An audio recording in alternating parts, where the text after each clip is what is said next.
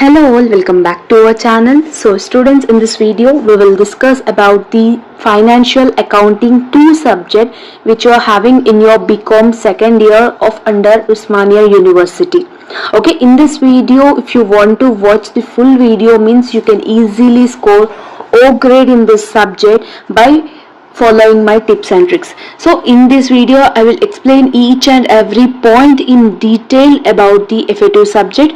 So without getting late, let's get into the video, students. Syllabus: total 5 units you are having in your FA2 subject. The first unit is bills of exchange, the second unit is consignment account, third is joint venture accounts, fourth is account from incomplete records, and the fifth unit is accounting for non-profit organization. Not only Osmania University, if any other university students has seen our video, if syllabus content is same, means you can absolutely follow these important questions for your university also, whether it may be a Mahatma Gandhi University, PALLELA University, Kakatiya University, whatever it may be. If lesson name is same, means if chapter name is same, means you can follow these important questions. Okay, so these are the 5 units where you will cover 80 marks external, means 80 marks question paper will be covered by these 5 units. Okay, so in this later we will discuss about the question paper pattern.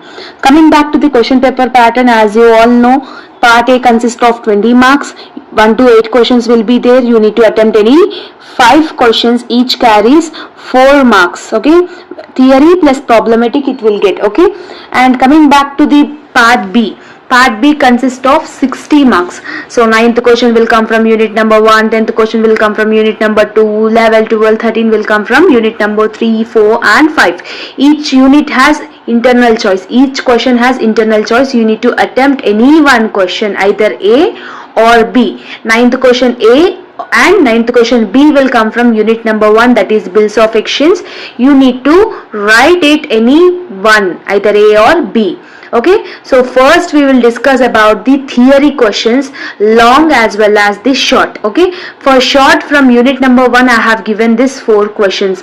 Dishonor of a bill, renewal of a bill, promissory note and bills of exchange. So for 4 marks you need to write 1 side or 1.5 side page to get full marks. Okay, so these are the 4 theory questions. It is enough from unit number 1. From unit number 2 also I have given 4 questions. What is mean by abnormal loss? The loss which we can't predict, that is called abnormal loss.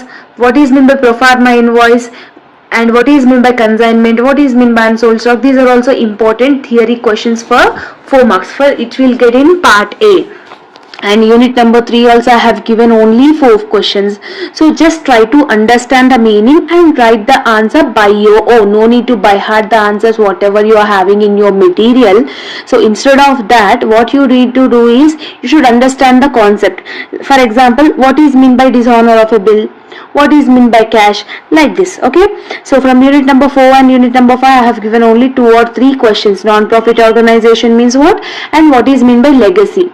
So these are the 2 important questions, most repeated questions from unit number 5 as I have observed. Okay, so now we will discuss long theory questions. So from unit number 1, definitely one theory question they will ask for 12 marks, either bills of exchange differences or else bills of exchange features and advantages and disadvantages. Differences between bills of exchange and promissory note is the most important and the repeated question, and define bills of exchange and its features and advantages and disadvantages also. Features is also known as advantages and disadvantages. If you want to add that also you can add it.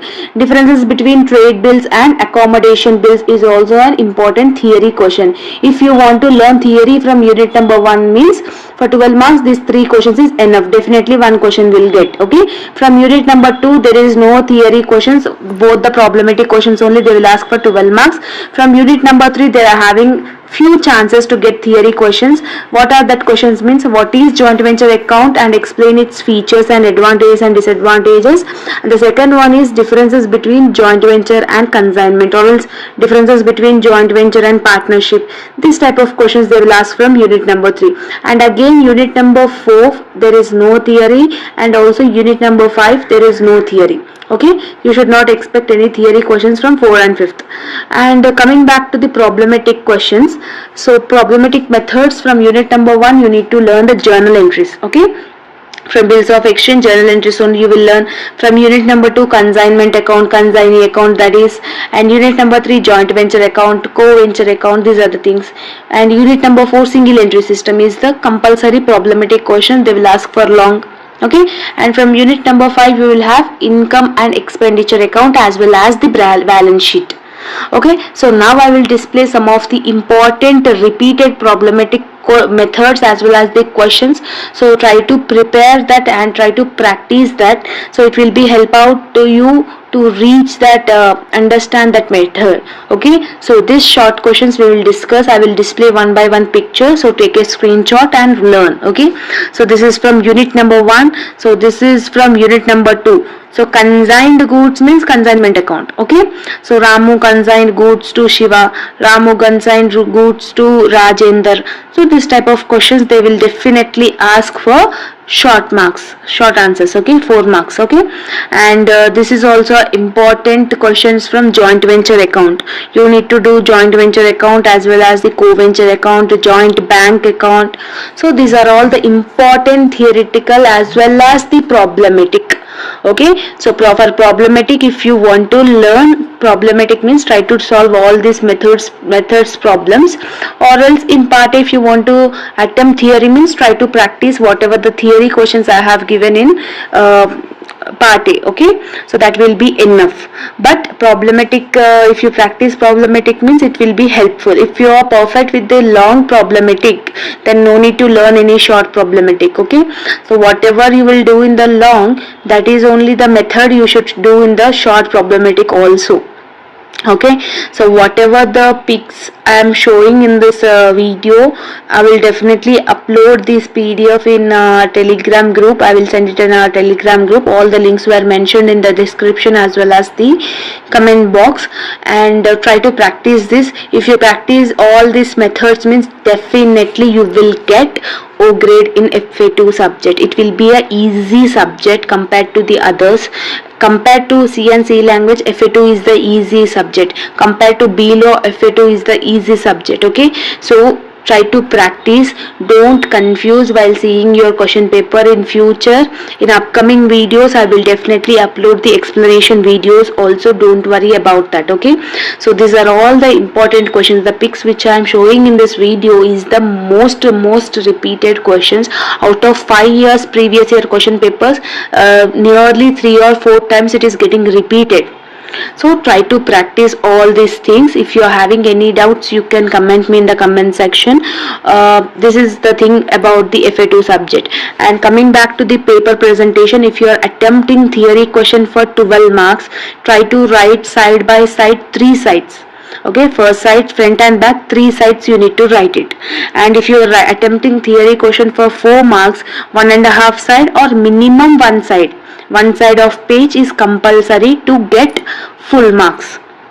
Okay, so this is the thing. So whatever the Arun and Varun were partners in a joint venture account, these are all the problematic methods questions. So if you are having any doubts in the calculating of problematic, you can comment me. Okay, you can ask me the doubt. In upcoming videos I will definitely explain the problematic methods also, don't worry about that. Okay, and Surya bought goods, the value of goods. This is the question of single entry system. So as many of the students are saying that they are perfect in the problematic, but they are unable to recognize the question, it seems. So it is a like basic that in the question only they will mention whether if it is question is getting from consignment account, like that they will mention like consigned goods, he consigned goods, like that he will mention. If it is the question from joint venture account, Ramu and Varun were jointly constructed the house, means jointly means joint venture account.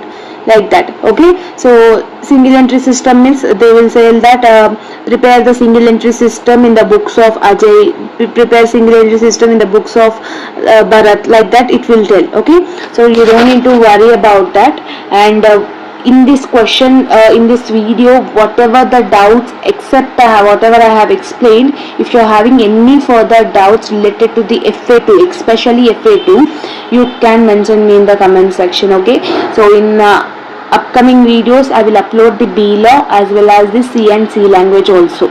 Okay, and take a calculator to your exam hall, as well as if you are attempting problematic, if answer was not get tallied, so don't waste your time in that, don't stuck in that question only, try to solve another question, leave that question there itself. If you are stuck in that question only, the time will be consumed a lot and you will not get enough time to do other problems, so it will be a better loss to you. Okay, one, better you go with the theorem. Only one question I have given, what is bills of exchange and what are the nature, scope, objective, functions, anything they may ask about the bills of exchange question. Okay, so minimum to minimum 3 sides you need to attempt for long questions. Okay, so and when you are attempting theory question from unit number 1, present it in a welly, you need to present your answers. Okay, so compared to problematic, theory is easy.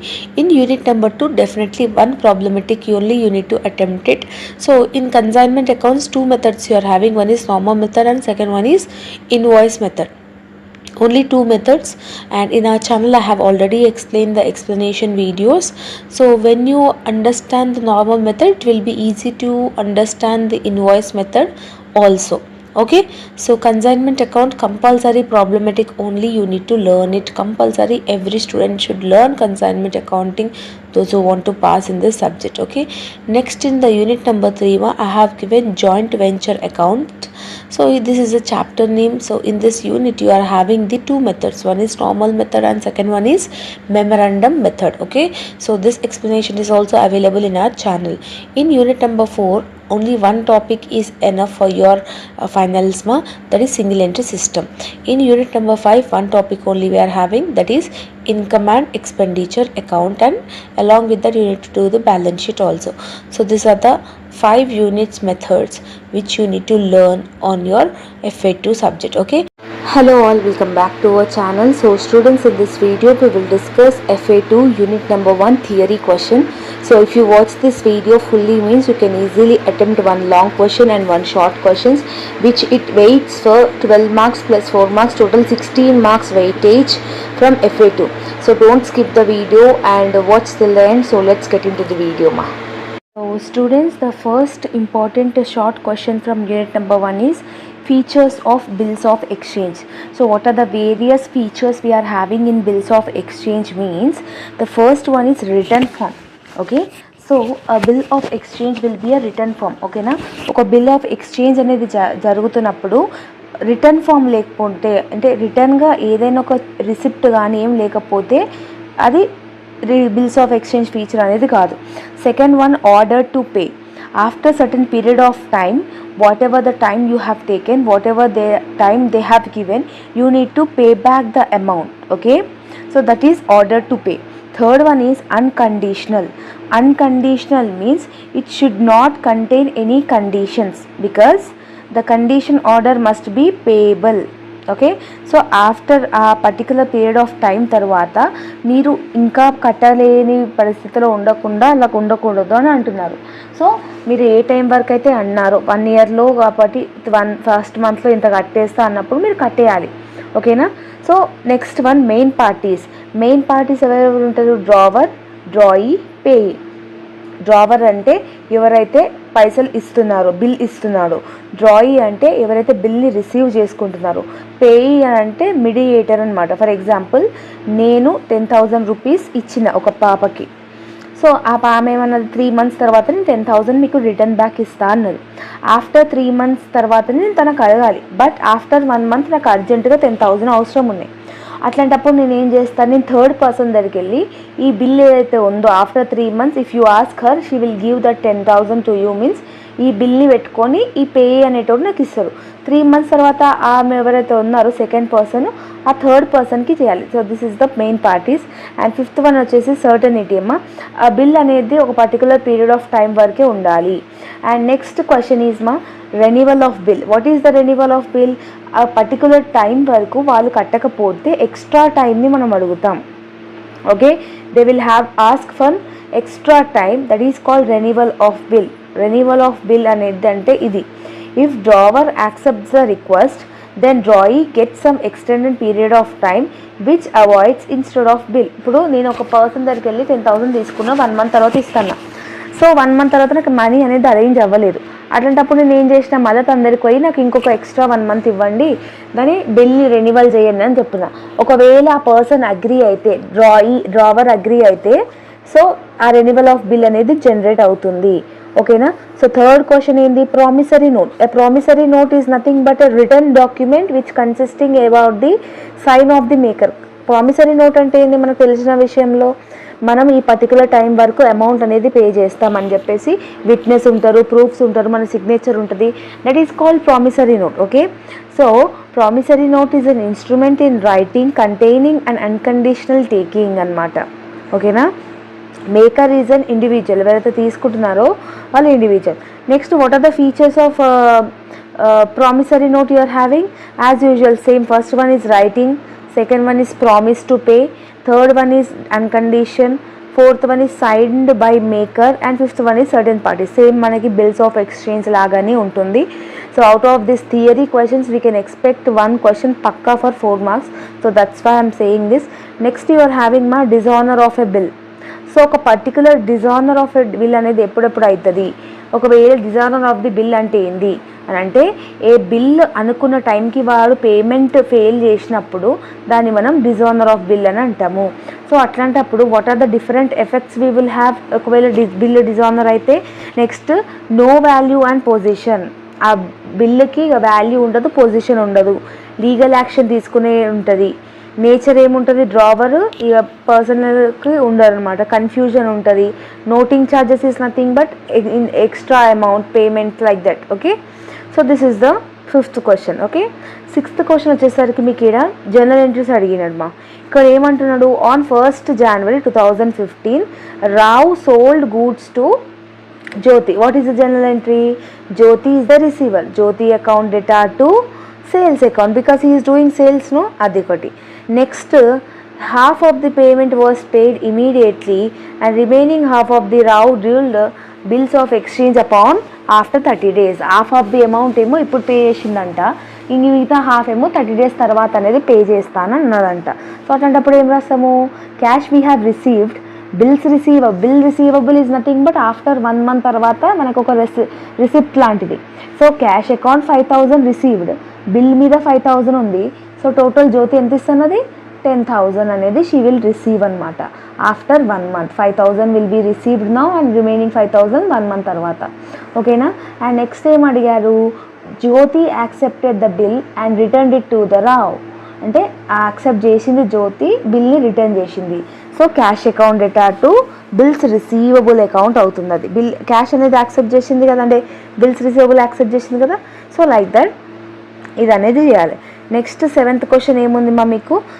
P draws a bill on Q for 8,000. Bill draw చేసినంటే bills receivable account debtor to ఎవరు ఇస్తున్నారు? Q ఇస్తున్నాడు through Q account. ఓకేనా. After securing Q acceptance P endorses to R. అంటే ఇప్పుడు Q secure అయినాక R నుంచి amount అనేది తీసుకున్నట్టు పీ అర్జెంట్ అమౌంట్ ఉంటే. So R account debtor to bills receivable account. So ఇట్లా మీరు రాయాలి. జస్ట్ ఒకవేళ మీరు అటెంప్ట్ అయితే చేయండి, తప్పు రాసినా కూడా ఇవన్నీ వస్తాయి అనమాట. నెక్స్ట్ లాంగ్ క్వశ్చన్కి we can expect 1 theory question pakka from unit number 1 for 12 marks. What is that important question is? Define bills of exchange. Explain the characteristic features of bills of exchange.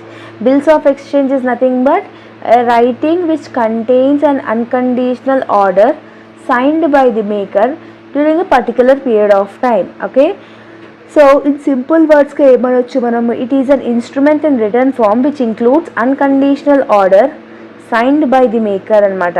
So after certain period of టైంలో మనకి ఏదైతే వస్తుందో amount అది వస్తుంది కాబట్టి దాన్ని మనము bills of exchange అంటాం. Same thing with ever you have 4 మార్క్స్కి రాసినాము అదే పాయింట్స్ మీరు నేర్చుకోండి. పాయింట్స్ విల్ బీ సేమ్, ఎట్లాంటి క్వశ్చన్ వచ్చినా ఈ పాయింట్స్ పెట్టి రాసేసేయండి. Got it? So this is the first question మా. Second question is differences between bills of exchange and promissory note.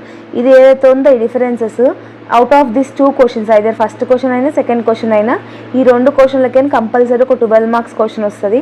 So better ఇది మీరు యాజ్ ఇట్ ఈస్గా డిఫరెన్సెస్ నేర్చుకోండి, ఇలాగే ఉంటుంది. ఓకేనా? అండ్ బిల్స్ ఆఫ్ ఎక్స్చేంజ్లో ఇంకా కొన్ని మీరు అడ్వాంటేజెస్ అండ్ డిసడ్వాంటేజెస్ అనేది రాయాలి. అడ్వాంటేజెస్ అంటే ఏమేమి ఉంటాయి? ఫెసిలిటేట్ క్రెడిట్ ఉంటుంది, ఇండెట్నెస్ ఉంటుంది, అండ్ లీగల్ డాక్యుమెంట్ అనేది, డేట్ ఆఫ్ పేమెంట్ ఉంటుంది, రైట్? ఇవన్నీ advantages of bills of exchange. What are the parties will involve in bills of exchange means drawer ఎవరైతే పైసలు ఇస్తున్నాడో, డ్రాయీ ఎవరైతే పైసలు తీసుకుంటున్నారో, యాక్సెప్టర్ అంటే మీడియేటర్ అనమాట. ఓకేనా? నెక్స్ట్ మీకు ఏముంటారు? పేయీ అంటారు, పేయీ ఉంటారు, హోల్డర్ ఉంటారు. సో ఇవన్నీ 6-7 పాయింట్స్ ఏవైతే ఉన్నాయో ఈ 7 పాయింట్స్ మీరు సైడ్ హెడింగ్స్ గుర్తుపెట్టుకోండి, ఇంట్రొడక్షన్ గుర్తుపెట్టుకోండి. So what is bills of exchange, explain the characteristics, advantages and disadvantages of bills of exchange is first important question. Second important question వచ్చేసి differences between bills of exchange and promissory note. ఈ 2 differences answers నేర్చుకుంటే మీకు 12 marks అనేది మీ హ్యాండ్స్లో ఉంటుంది. So ఈ video ఎవరైతే చూస్తున్నారో ఈ వీడియోలో చెప్పిన ఇంపార్టెంట్ క్వశ్చన్స్ అని చూసుకుంటే 16 marks is in your hands. Means half of the marks అనేది మీరు యూనిట్ 1లకైనా స్కోర్ చేయొచ్చు. ఓకేనా? So this is all about the video students. Hope you like this video, and if you are having any doubts you can comment down in the comment section. And if you like this video, then do like, share, comment and subscribe to our channel and share with all your friends and groups. See you all in next video. Bye bye students.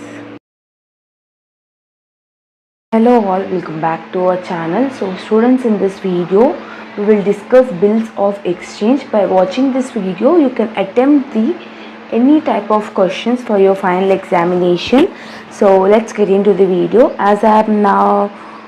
As we are not having enough time to do manually, so whatever the material work you are having, from that only I am going to explain how you need to write it. Okay, you just simply see and listen, and something whatever the notes I am saying that you need to write it. Okay, so this is the thing. So without getting late, let's get into the video ma. In bills of exchange, what are the things we will discuss? Means what is bill of exchange and what is dishonor of bill. Just this type of things will be there, and you need to write the journal entries for the problematic question. So before getting into the video, in final examination in part B, 9th question will come from unit number 1. So from this unit you will get 2 questions ma, A and B. So one theory and one problematic they will ask. So what I suggest to the students is you better go for the theory, because in this unit it will be difficult to remember the journal entries. You need to remember around 15 or 20 in drawer account and 15 or 20 journal entries in drawee account. So that type of things it will happen. Ipudu what is this bills of exchange means? For example, A person is there, so A is a buyer and B is a seller, and A went to the B and asked that after taking certain amount of the goods he was exchanged the bill. So total goods worth is 10,000. So he said that in first month I will pay 2,000, in second month I will pay 5,000, in third month I will pay 3,000. Like that they have got an agreement. So ala agreement అయిన దాన్ని bills of exchange అంటాం. So ఒకవేళ అది accept చేస్తే ఏం journal entries రాయాలి, ఒకవేళ accept చేయకపోతే ఏం జర్నల్ ఎంట్రీస్ రాయాలి, ఆ పర్టికులర్ 1 మంత్ తర్వాత వాడు 2,000 ఇచ్చిండా, సెకండ్ మంత్ తర్వాత 5,000 ఇచ్చిండా, థర్డ్ మంత్ తర్వాత 3,000 ఇచ్చిందా, ఒకవేళ ఇస్తే ఏం జర్నల్ ఎంట్రీస్ రాయాలి, ఇన్ కేస్ ఇవ్వకపోతే ఏం జర్నల్ ఎంట్రీస్ రాయాలనో ఈ చాప్టర్లో మీరు చూస్తారనమాట.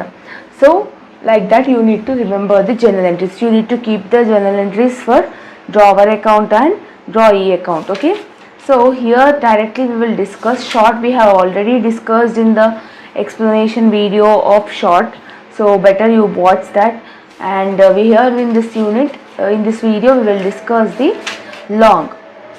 Okay, here you will have three types of accounts, drawer account, drawee account, and payee account. Okay, see here we are having certain goods. See what they are asking.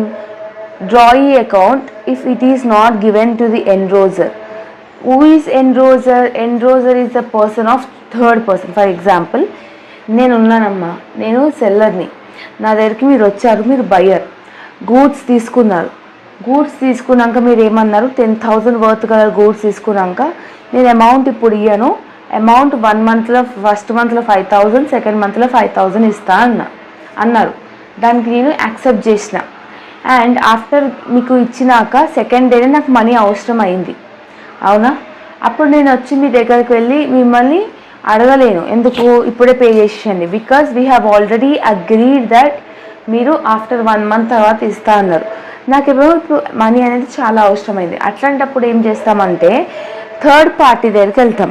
అప్పుడు whatever the receipts we are having, whatever the bills of exchange we are having, we will exchange that bills with the third person.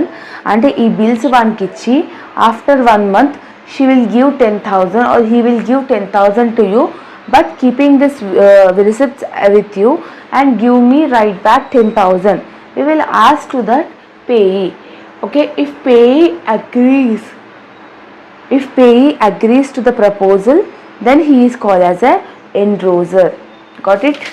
So here the first important question is, see here A receives 3 promissory notes from B, because A is receiving 3 promissory notes, means 3 bills of exchange from B. It seems January is January 1st 2016 for 3 months. So here A was said that A received that first bill will be cleared 3,000 in first month, second bill will be cleared 4,000 in second month, and third bill will be cleared with third month 5,000. Okay, so దీని అన్నిటికీ journal entry చేయాలి. Total ఎంత? 5 + 4 + 3 total 12,000 bills ఏ అనేది receive అయ్యిండు from B. దానికి journal entry రాయాలి. First journal entry first మంత్లో ఇస్తాడు, సెకండ్ జర్నల్ ఎంట్రీ సెకండ్ మంత్లో ఇస్తాడు, థర్డ్ జర్నల్ ఎంట్రీ థర్డ్ మంత్లో ఇస్తాడని చెప్పాడు. నెక్స్ట్ ఏమన్నాడు, the second bill immediately endorsed in the favour of C on 4th January 2006. 4th January 2006లో ఏమైందనంటే సెకండ్ బిల్ వర్త్ 4,000 ఏదైతే ఉందో అది థర్డ్ పర్సన్కి ఏ అనేటోడు ఇచ్చి 4,000 రూపీస్ తెచ్చుకుండంట. Because he is having a urgent requirement. So he sold that second bill to the C and he got 4,000, and after particular second month B should pay that 4,000 to C. So C is a enrolser. Okay, C is a enrolser or a payee, we need to call it. Okay, next what they have asked, the third bill ఏదైతే ఉందో that he was deposited in the bank, it seems total 4,700, remaining 300 will be considered as a discount. Okay, 5,000 4,700 బ్యాంక్లో వేసింది, remaining 300 ఏమైంది, discount అయింది. So here you need to do the accounts, journal entries accounts for in the favor of A. A is a drawer. Okay, so drawer is a person who is giving the goods.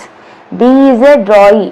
Drawee is a person who is taking the goods, means buyer. A is a seller. Okay, so first we will discuss the journal entries in the books of A. First ఏమన్నాడు, if any person receives 3 promissory notes from B, or any person is receiving bills receivable, means we will write as a bills receivable account data to B's account. How many bills worth he is receiving? 12,000. So 12,000, just journal entry format only you need to write it. Okay, and after specifying one account you need to do the brackets narration, being promissory notes was getting by B, like that. Okay, your wish. And next what happened the first bill was kept by A only. A first bill ni ekkada iyaledu, vaade pettukundu. అవునా? So first bill ఎవరి దగ్గర నుంచి వస్తుంది? So C's account debited to bills receivable account. So ఇక్కడ ఏమంటున్నాడు, first second bill ఏదైతే 4000 worth ఉందో ఇక్కడ ఇది వాడు పెట్టి రిసీవ్ అయ్యిండు కదా. సో సి అకౌంట్ నుంచి ఎవరి దగ్గర నుంచి అకౌంట్ అయ్యిండు? So C is a endorser. By calling endorser that 4000 బిల్ని సికి ఇచ్చేసిండు కదా. So C is receiving that. ఏం రిసీవ్ అవుతున్నాడు? What he is receiving? To bills receivable account worth 4000. Got it? On 4th January రోజు ఏమైంది, ఆ థర్డ్ బిల్ ఏదైతే ఉందో ఆ థర్డ్ బిల్ని వాడు బ్యాంక్లో వేసాడు. Bank is receiving that bit. So bank account debtor, discount account debtor to bills receivable account. Like that you need to right 4700 plus 3000 totals 5000 worth of bills of exchange you are having ma. Next here what they are asked, situation they have asked. After particular months, if they have cleared the bills of exchange, ఒకవేళ particular months అంటే 1 month, 2nd month, 3rd month తర్వాత వాడు bills due date లోపల ఇచ్చేసింది అనుకోండి, cash account debtor to bills receivable account అని 3000 because first bill amount is 3000. And second ఏమంటున్నాడు, ఒకవేళ ఇవ్వకపోతే if he dishonour means then we will call it as a B's account debtor to bills receivable account. ఒకవేళ honour అయితేనేమో cash to bills receivable, honour కాకపోతే B account ఇంకా ఇవ్వలేడు, ఏమి ఇవ్వలేడు, బిల్స్ రిసీవబుల్ ఇవ్వలేడు. And the fourth one is B's account to C's account. What is doing? B account to C account కూడా ఒకవేళ 2nd month తర్వాత ఇచ్చేసినాడు అని అంటే, డిజానర్ అయ్యిందని, who is receiving that? C is receiving because C is ఎన్రోజర్ను. Second బిల్కి ఏకి సంబంధం లేదు, ఎందుకంటే సి ఆల్రెడీ ఇన్వాల్వ్ అయి ఉన్నాడు కాబట్టి. So B account debtor to C account.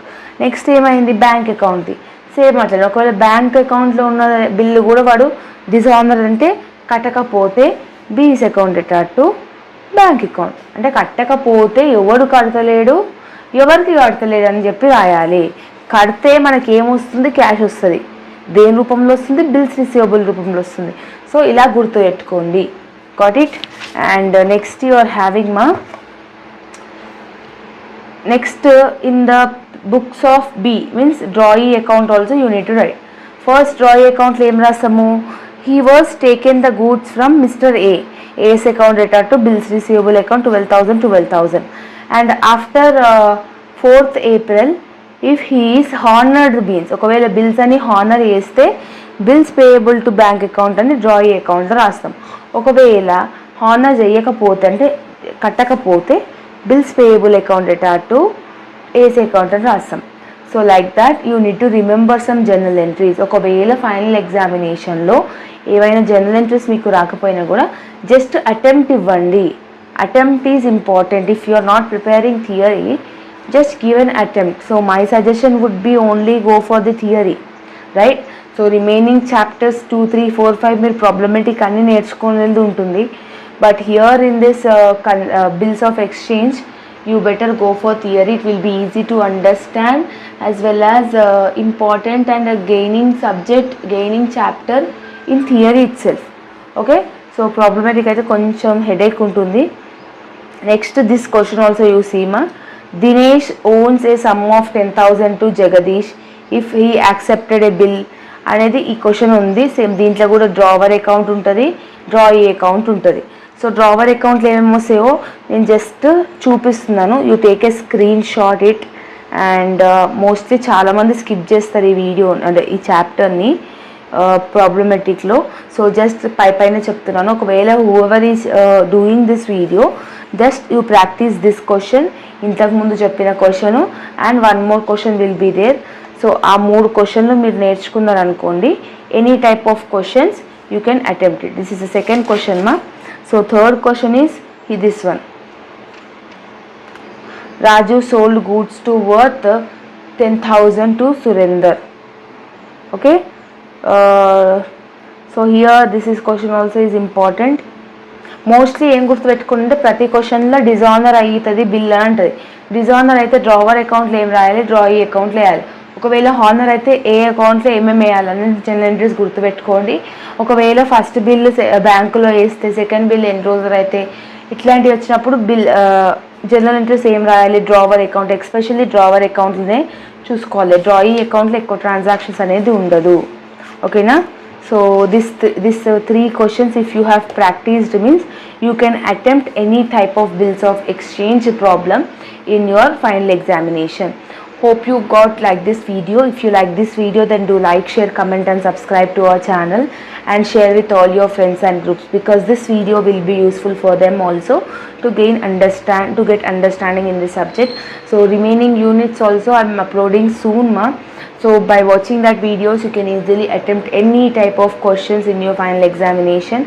Hope you like this video, and if you like this video, then do like, share, comment and subscribe to our channel and share with all your friends and groups. Okay, we are near to 50,000 subscribers. Hope finish చేసేసేయండి exams లోపు. So మీరు happy, నేను be happy ఉంటాను. And all the very best students. See you all in next video. Bye bye. Hello students, welcome back to our channel. So in this video we will discuss the complete concept about the consignment accounts, which is having in your financial accounting 2. As many of you requested for the explanation video, in this video we will discuss the normal method of consignment accounts. Okay, so by this video you can easily score 16 marks weightage, 16 marks. Why? Because 12 marks there will be a compulsory problematic question, and 4 marks theory question or problematic you can able to attempt it when you know the meaning. Okay, so financial accounting 2, in unit number 2 we are discussing the topic of consignment account. So basically students, in this chapter you will have 2 topics, means whatever the problematic we are learning, it is divided into 2 circumstances. One is normal method, second one is invoice method. Okay, so invoice method is different, normal method is different. So when you get to know the complete concept of normal method, then only you will able to understand this invoice method. So after watching this video, just watch this invoice method video also, so that you will complete this consignment accounts. Okay, so in consignment accounts ma, either in normal method or invoice method, we need to prepare 3 accounts: consignment account, consignee account, goods sent on consignment account. These 3 accounts we need to do in this chapter. Okay, so in this chapter ma, only you need to concentrate on the calculations part. So when in the question, if you want to calculate abnormal loss, okay, abnormal loss is nothing about the, when you are sending goods from one place to another place, in middle of the place, if the goods were met with an accident, the goods will damage, no? In that cases, if this type of incident, if they have mentioned in the question, then compulsory we need to do the abnormal loss calculation. Okay, so what is the formula? How many goods were damaged, what is the price of the each good, then you will get the amount. When for the abnormal loss, only you need to include the consignor. Consignor is nothing about the owner. Okay, when the goods is damaged, owner is the only person who is responsible, only consignor is responsible. Okay, consignor expenses into how many goods were damaged divided by how many goods he sent. For example, 4 goods were damaged, 10 goods he sent. So consignor expenses 10,000. 10,000 into 4 divided by 10. Like that you need to do it. Then you will get the answers. Okay. So this is the abnormal loss calculation. I hope that you have got clarity. Next you are having calculation of unsold stock. When you get to know the abnormal loss calculation and unsold stock calculation, this chapter will be 90%, it will be completed. Okay, so for unsold stock means, when if 100 goods is there, but the consignee sold only 90 goods. Out of 100 he sold only 90 goods, remaining 10 goods is called unsold stock only, no? So how many goods were unsold?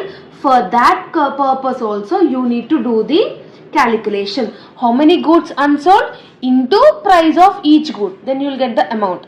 For this unsold stock, you need to add consignor expenses and consignee. Both persons are responsible for unsold stock. Consignor and consignee both are responsible for this unsold stock calculation.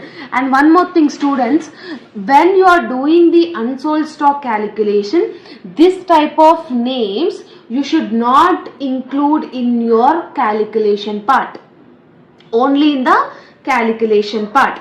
In the table we need to add this expenses wherever we need to add it, but when you are doing the calculation of unsold stock, go down rent expenses, rent, this type of names if you are finding in the question, means simply you need to ignore it in the calculation part.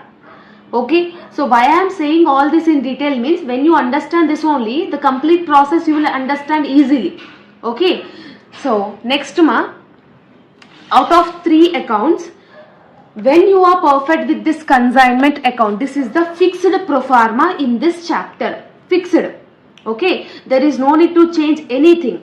So debit, credit you will have. Debit side date, particulars, JF, amount. Credit side also date, particulars, JF and amount. In debit side in every question 2, debit side starts with 2, credit side starts with by. First transaction you will have GSOC, that is goods sent on consignment. Okay, see, simple thing, what does it this consignment account meaning is, for example, see, X is a person who stays in India, Y is a person who stays in USA. Okay, X is the consignor, Y is the consignee. He is the owner.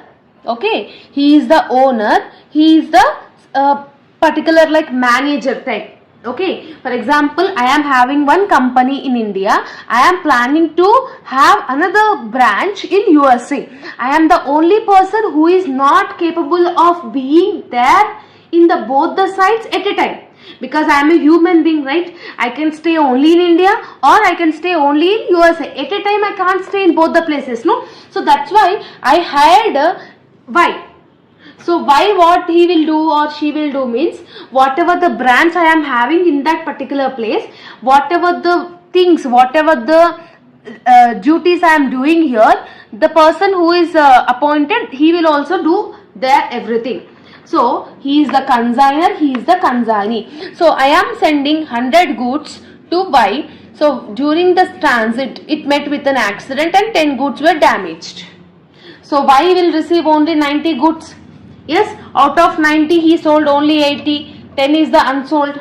10 is the abnormal loss, unsold. So like this you need to understand the concept. Okay, so how many goods the consignor is sending, at what price he is sending, that is nothing about the goods sent on consignment. Next, consignor expenses, consignee expenses. Consignee will get commission based on how many sales he did. Okay, abnormal loss, unsold stock. After doing the calculation, the final amount we need to put it in the credit side. In every question, either we may get profit or we may get loss. For example, credit side is more, debit side is less. For example, here it is 10,000, here it is 5,000. The remaining 5,000 we need to carry down here, no? That carry down is called profit. If here we are carrying means it is nothing about the loss. Got it? So now we will simply discuss the one of the important questions. So like this you need to draw your pro forma in your final examination. So the purpose of doing this explanation video in single rule means, in examination booklet also you will get the single ruled book. So when you practice in the single rule, you will understand how many columns we need to do, what is the neatly we can present the answer, everything. So that's why purposely I will use the single rule notebook for your explanation purpose, for practice purpose also. Okay, now I will give the important question. See in this question, Shivani of Hyderabad consigns goods to Dolly of Secunderabad. Consigns is nothing about the sending. Okay, who is sending? Shivani is sending. Who is receiving? Dolly is receiving. So Shivani will become consignor, Dolly will become consignee. Okay, how many goods they were sending, ma? 1000 goods they were sending. Each good is 500 rupees. Okay, So we need to write in the first consignment account debit side. If date is not given, just ignore it. Okay, the first transaction debit side starts with 2. So goods sent on consignment. How many goods Shivani is sending? 1000. Each good is 500. Simply what we need to do? 1000 into 500 we need to do. 1000 into 500 it will be 5 lakhs. So 5 lakhs you need to write it in the amount column. Got it? In every question this is fixed ma. Okay, next one, Shivani is the consigner. So Shivani incurred the expenses. So consigner expenses we will write it in the debit side only. Yes. So to bank account according to the pro forma. So consigner name should not include in consignment account. Instead of his name or her name, we need to write it bank account or cash account. So what is the expenses incurred by Shivani? So freight 5,000, insurance 30,000. So combined it will be like around 35,000. Freight 5,000, insurance 30,000. So total it will be 35,000. Got it? Like that you need to do it. So Dolly is the consignee. So consignee also paid, means consignee expenses is also there. Go down rent 10,000 and cartage 6,000. So consignee expense also we need to write in the debit side only. So to Dolly account. So consignor name is given, no? So we need to write her name. So what is the expenses of the Dolly? Go down rent is 10,000 and cartage is 6,000. So total it will be 16,000. Got it? So according to the pro forma only I am writing. Okay. So during transit is nothing but while sending 100 goods were destroyed it seems. Actually Shivani is sending 1000 goods to Dolly. So out of the transit the 100 goods were damaged. Damaged is nothing about the abnormal loss is there, no? So Dolly received only 900 goods because when during the traveling 100 goods were damaged, no? So abnormal loss calculation we need to do it. Dolly received 900 goods. In that 900 goods, 860 goods only Dolly sold. So 860 only Dolly sold. Remaining 40 goods is nothing about the unsold only, no? Yes. And one more thing ma, when in the question if they are saying insurance claim we should not take it. Okay. While they are saying after goods were met with an accident, if they are saying insurance claim 50,000, insurance claim 10,000, you should not consider that amount. So Dolly sold only 860, remaining 40 is unsold and she is getting of 10% commission. So how many goods were Dolly sold? How many goods were Dolly sold? 860 goods were Dolly sold. Means we need to write in the credit side by Dolly account. In bracket we need to write the sales. 860 into each good she sold at 1000. So 860 into 1000 we need to do it. It's like 8,60,000. Okay. So commission is there, no? Dolly's commission. So to Dolly commission will come in the debit side. To Dolly account in bracket commission. So every time commission is based on sales. How many sales she has done? 8,60,000. What is the commission percentage in the question? 10%. So 8,60,000 into 10%. It is nothing about the 86,000. Got it? So next ma, in the question we are having abnormal loss 100, unsold stock 40. So it means that we need to do the calculation, no? So abnormal loss calculation we will do first. In the question definitely they will check the working notes. In consignment account every student should do the working notes of calculations of abnormal loss and unsold stock. First we are doing the calculation of abnormal loss. So in the question what they are saying ma, 100 goods were damaged. 100 into what is the cost of each good when they are sending 500. So 100 into 500. So 100 into 500 if you will do means you will get 50,000. Yes, for this abnormal loss you need to add the only consignor expenses only. Consignee is not responsible for this loss. So what is the consignor expenses? What is the consignor expenses? 35,000. See here you see 35,000. Okay. So consignor expenses is 35,000 into how many goods were damaged? 100. How many goods actually Shivani is sending? 1000. So simply we need to do like that. 35,000 into 100 divided by 1000. It will become 3,500. Simply we need to add it. So 50,000 plus 3,500 it will be like 53,500. Like that you need to do the calculation of abnormal loss. After getting the total amount in the pro forma, abnormal loss amount will be written in the credit side only, no? So by abnormal loss. What is the loss we have calculated? 53,500. Okay, unsold stock calculation is also there, no? Yes or no? Unsold stock is also there. So this is the two calculation you need to concentrate on this. Remaining everything is same only. So unsold stock calculation. How many goods? Actually 1000 goods were sending. In that 100 were damaged. Dolly received only 900. In that 900 she sold only 860. So remaining 40 will become unsold only, no? So 40 into what is the cost of each good when they are sending? 500. So 40 into 500 we need to do it. So 40 into 500 if you will do means you will get 20,000.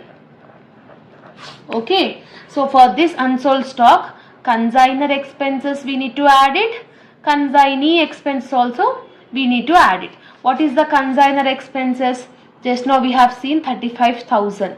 35,000 into how many goods were unsold? 40. How many goods actually we were sent? 1000. So 35,000 into 40 divided by 1000 we need to do it. So it will become 1400. Okay. So for this consignor expenses after we need to add the consignee expenses also, no? So consignee expenses. So in this consignee expenses in the explanation part I have said, while doing the calculation of unsold stock, go down rent should not be taken. Okay, here we have taken, we need to take it. When you are doing the calculation, you should not take this go down rent. After that, you are having cartage 6,000. Only that 6,000 you need to consider in the calculation part. So 6,000 into 40 were unsold. Actually, how many goods were sold? 860 were sold. So 6,000 into 40 divided by 860 if you will do means you will get 279. 279. Simply what we need to do? You need to add it everything. 20,000 plus 1400 plus 279. You will get 21,679. This is nothing about the unsold stock amount. 21,679 is the unsold stock amount. In the credit side only we need to write it, no? By unsold stock. 21,679. Got it? After doing everything, now the complete process is over. In any question, only this, especially only this only you will have it in your thingma. Okay, after this simply we need to check it. Debit side is more, credit side is more. Simply we can easily say that credit side is more. Because here 5 lakhs, 3 lakh 35,000, 86,000, it is less amount only. Here you are having 8 lakh 60,000. So I think credit side is more. So simply we need to do the calculation. 8 lakh 60,000 plus 5 lakh 53,500 plus 21,679. If you will do means you will get 9 lakhs 35,179. So whatever is the highest, that I am putting in the both the sides. 9 lakh 35,179. Okay, after doing this, from this amount you need to deduct the debit side amount. Minus 86,000, minus 16,000, minus 35,000, minus 5 lakhs. You will get the 2,98,179. This amount is called profit. If debit side is showing less, the remaining balance amount is called profit. This is the thing. This is the consignment account. After this consignment account, we need to do consignee account also, no? Yes. See, simply how we need to do the consignee account means, in this account, who is the consignee? Dolly. So, Dolly, where you are seeing the Dolly name, here you are seeing, here also you are seeing, okay, here also you are seeing. In 3 sides we are seeing her name. So, what is the rule means, if you are seeing here debit side means, in consignee account you need to do the credit side, you need to enter that amount. See here simply this is the consignee account. This is the consignee account. So first thing, by from which account you are bringing that amount? Consignment account. Okay. So by consignment account, expenses we are having in the debit side. There it will be the credit side. Expenses is 16,000. So 16,000. Again by consignment, in bracket it is commission. Why? Because here we are having in the debit side only, no, there it will be credit side. It is 86,000. Here also debit side 2 to consignment. From which account we are bringing? Consignment. What is that bringing? Sales. So here it is credit means there it will become debit. No, it is 8,60,000. Like that you need to enter it. Okay, now we need to do whatever is the highest amount, put the both the sides. 8,60,000 is the highest amount. I am keeping it in the both the sides. 8,60,000, 8,60,000. So remaining whatever the carry down is there, that is called balance carry down. That is nothing about 8,60,000 minus 16,000 minus 86,000. You will get 7,58,000. This is the carry down amount. Okay, and the next and the last third account we need to do it is goods sent on consignment account. Simple Here you are seeing goods sent on consignment account. Where you are seeing debit side you are seeing. If here it is in the debit side, there it will become in the credit side. From what account you are preparing? Consignment account you are bringing from consignment account. So here in the credit side by consignment account. How much is the amount? 5 lakhs. So that's it. Only one transactions will be there in this goods sent on consignment. So here nothing is there. But here 5 lakhs is there. What is the highest? 5 lakhs only, no? That 5 lakhs I am putting on the both the sides. Okay. So here how much is the carried on value? 5 lakhs only. So this is called trading account transfer. We need to transfer this 5 lakhs to trading account. That is nothing about T/F. Trading account transfer figure. So this is fixed. This is fixed. Like that only you need to do it in any question. When you understand this consignment account, you will able to do the consignee account. You will be able to do the goods sent on consignment account also. Okay, so I hope that you have got clarity. So working notes neatly you need to mention like this. Okay students, like this you need to neatly mention, you need to like this in your examination, or else you will lose your marks. Definitely they will deduct the marks if you have not wrote that calculation part in this consignment account. I hope that you have got clarity. If you are having any further doubts, let me know in the comment section how you felt about this video, whether it is understanding or not. Please let me know in the comment section. And everyone is requesting for me to do the videos in Telugu language, Telugu voiceover. So if you are comfortable with English, I'll continue in English. No, if you want to do Telugu videos, if you want, means just let me know in the comment section. తెలుగులో చెప్పమంటే తెలుగులో చెప్పనికే try చెప్తాను, because English అనేది common language కాబట్టి అందరికీ అర్థమవుతుంది కాబట్టి చెప్తున్నాను. సో లేదు మీకు తెలుగులో కావాలి అంటే జస్ట్ కమెంట్ చేయండి, డెఫినెట్గా తెలుగులో వీడియో అప్లోడ్ చేస్తాను. All the very best. ఏమైనా డౌట్స్ ఉంటే కమెంట్ సెక్షన్లో కమెంట్ చేయండి. See all in next video. Bye students. Hello students, welcome back to our channel. So students, in this video we are discussing the another topic in consignment account. Okay, in previous video we have already learnt about the consignment account normal problem. In this video we will learn the second topic, that is invoice method. Okay, so before watching this video, if you have not watched the first topic video, just please watch that, because when you understand that concept, then only whatever I am saying in this video, it will be understandable to you all. Okay, so here in the question ma, Raju of Hyderabad consigns 100 goods to Gani of Suryapet. So Raju consigns is nothing about, Raju is sending goods to Gani. So Raju is the consigner, Gani is the consignee. Okay, so what is the cost of each good? 500 rupees. Till here it is fine. Then here in the bracket what they are saying, invoice 25% above cost. See, Raju and Gani are the consigner and consignee. So what they have said, each cost is 500 rupees only, but invoice is nothing about bill. While making bill, Raju made 25% above the cost.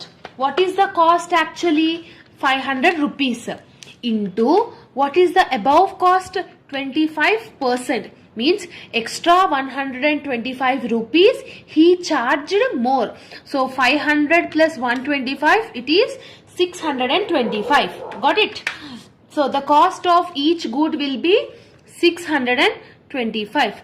Like that you need to understand this question.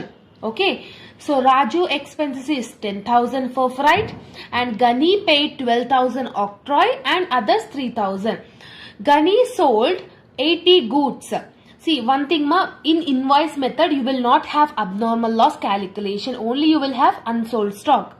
Out of 100 goods, he sold only 80. Remaining 20 goods is unsold stock. See, if they are having unsold stock in the question, we need to do the calculation of unsold stock and 10% commission.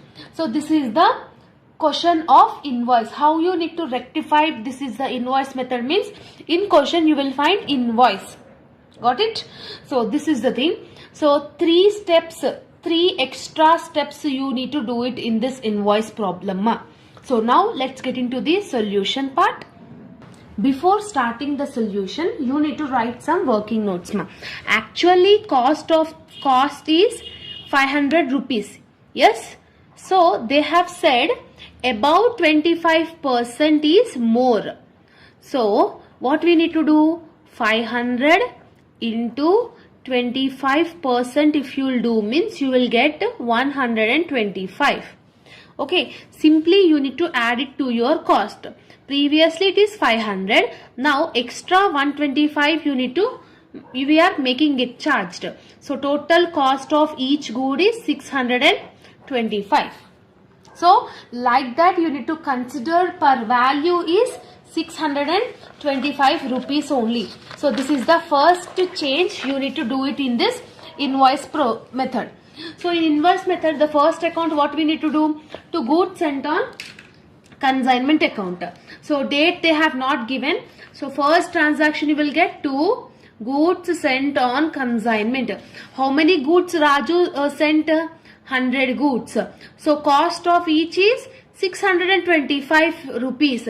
You should not consider this 500. You need to consider 625. Just now we have done, no?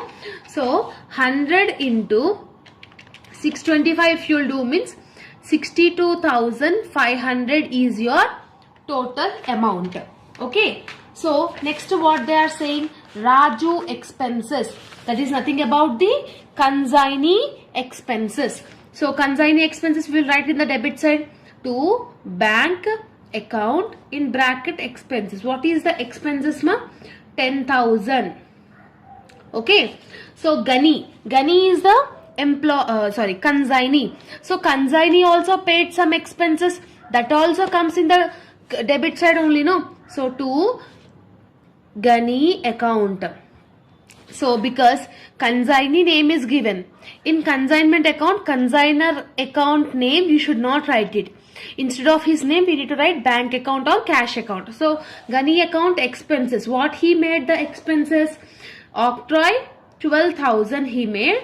Others 3,000. So total expenses of Gani is 15,000 rupees. Okay. So this is the thing. Next what they have said ma? Gani sold only 80 goods at each 1,000 rupees.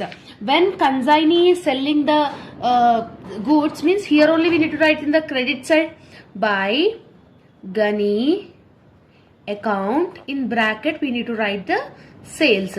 How many goods he sold? 80 into per unit is 1,000. Each good he sold for 1,000. So simple 80 into 1,000 if you will do means 80,000 is your sales amount. So what is the commission? Next you are having the 10% commission. No. For sales only we will do the commission. Yes or no? So consignee commission will comes in the debit side. So when you will get to know all these things, when you have seen the first topic video, then only you will understand all these things. If you directly see this video, you will not understand. Yes or no? So to Gani account in bracket it is commission. So what is the sales actually? 80,000 sales into 10%. So 80,000 into 10% is nothing about 8,000. 8,000 is the commission of Gani account. So everything is like topic 1 only. Now the parties came. The crucial parties came. See ma, how many goods Raju sent actually? 100 goods. In that 80 only sold, remaining 20 is unsold. So unsold, for this unsold calculation we need to do it, no? Yes or no? Simple. See ma, here calculation of unsold stock. In working notes you need to do it. In examination also like that only you need to do it. Calculation of unsold stock. So how many goods were unsold ma? 20. Cost of each good is 625. It is not 500. We need to consider the last value. This is the value. You need to consider it in the invoice method. Yes. So 20 goods were unsold. 625 is the per unit. So 20 into 625 if you will do means you will get 12,500. For this unsold stock you need to add the consignor expenses and consignee expenses. What is the consignor expenses they have given in the question? 10,000. 10,000 into how many goods were unsold? 20. How many goods he sent actually? 100. So 10,000 into 20 divided by 100 if you will do means you will get 2,000. Just do the calculation part. Okay. After this consignor expenses, for unsold stock we need to add the consignee expenses also, no? So consignee expenses. So what is the consignee expenses total ma? 15,000. So 15,000 into how many goods were unsold? 20. How many goods he were sold actually? 80 only. 80 goods only sold. No, this is the formula. So 15,000 into 20 divided by 80 if you will do means you will get 3,750. Like that you need to do the calculation amount. Just add it to everything. 12,500 plus 2,000 plus 3,750. It will be 18,250. Same like regular thing only we have calculated. 18,250 is the unsold stock amount. So buy unsold stock 18,250. Now the thing you need to do it is, if the price is 625 rupees, this is the loss 18,250. If it could be 500, what will be the loss? Simple, what you need to do means, here I am writing in the working notes, unsold stock is 20. If the price is 500, what will be the amount? 20 into 500 if you will do means you will get 10,000. Okay. So for this 10,000, add consignor expenses 2,000, add consignee expenses 3,750. So it will be 15,750. Okay. If the price is increased during the bill, so that's why we are getting 18,250. If it is not increased means we will get only 1,750. What is the difference amount? Simple, what you need to do? 18,250 minus 15,750 you need to do it. You need to compare. Okay. You need to compare it. 2,500 will be your difference amount. This difference amount, invoice difference amount, you need to show it in the debit side. This is the change you are having. So to difference invoice. What is the invoice difference? We have got 2,500. That how we have got this 2,500, you need to show it in the working notes. First change is this one. Okay. Second change is this one. Remaining thing is the same like the topic one only. No. Yes. Next, third stage, what you need to do is, how many goods were sent, Raju? 100. Cost of each good is, we need to consider it as a 625 only. So 100 into 625 if you will do means 62,500 will be your answer. If it is 500, what will be the amount? 100 into 500 if you will do means 50,000. Same like that only, you need to compare it. Like 62,500 minus 50,000. It will be like 12,500 is the difference amount. This 12,500 you need to show it in the credit side. By consignment stock 12,500. If it is for 500, 12,500 we will save it. Because of 625, 12,500 is the loss amount only, no? So like that you need to show it in your final examination. That is the only difference in invoice method. Now what we need to do? Simply we need to add it where we are having the more amount, put it on the both the sides. Either we may get profit or loss. First we will add in the debit side. 62,500 plus 10,000 plus 15,000 plus 8,000 plus 2,500. It is 98,000. Here in the credit side 80,000, 18,250 plus 12,500. Here it is 1,750. 1,10,750. So 1,10,750 is the highest. So I am putting in the both the sides. From this you need to do it minus of 98,000. Then 12,750 will be your profit. If I am doing anything wrong means just pause the video, do the calculations and let me know. I will not do, but I am saying it. Okay. So after this consignment account, what you need to do? Consignee account and goods sent on consignment. That is same like previous one only. Here where you are seeing the consignee name, here you are seeing, here you are seeing, here also you are seeing. Yes. So if here it is in the debit side, there it will be in the credit side. If here it is in the credit side, there will be in the debit side. So see here, consignee account.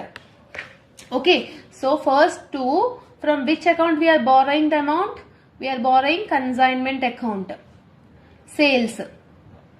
Because why I am writing in the debit side? Here you are having the amount in the credit side, no, 80,000. So that's why I am writing here. Next here, by consignment expenses of Gani. It is 15,000.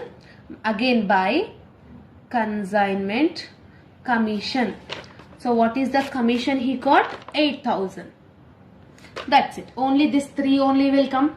Yes or no? Wherever you are finding the consignee name, just put it on the opposite sides in the consignee accounts. That is the answer. So highest amount is 80,000. 80,000 I am putting on the both the sides. From 80,000, just deduct 8,000 and 15,000. Then you will get by balance carried down. What is the carried down balance from 80,000? If you deduct this 2 means you will get 57,000. Same like previous one, ma. Like in last video, in last topic, however we have done, that only you need to do it. Okay. Next, goods sent on consignment. In consignment account, where you are finding goods sent on consignment? Here you are finding GSOC.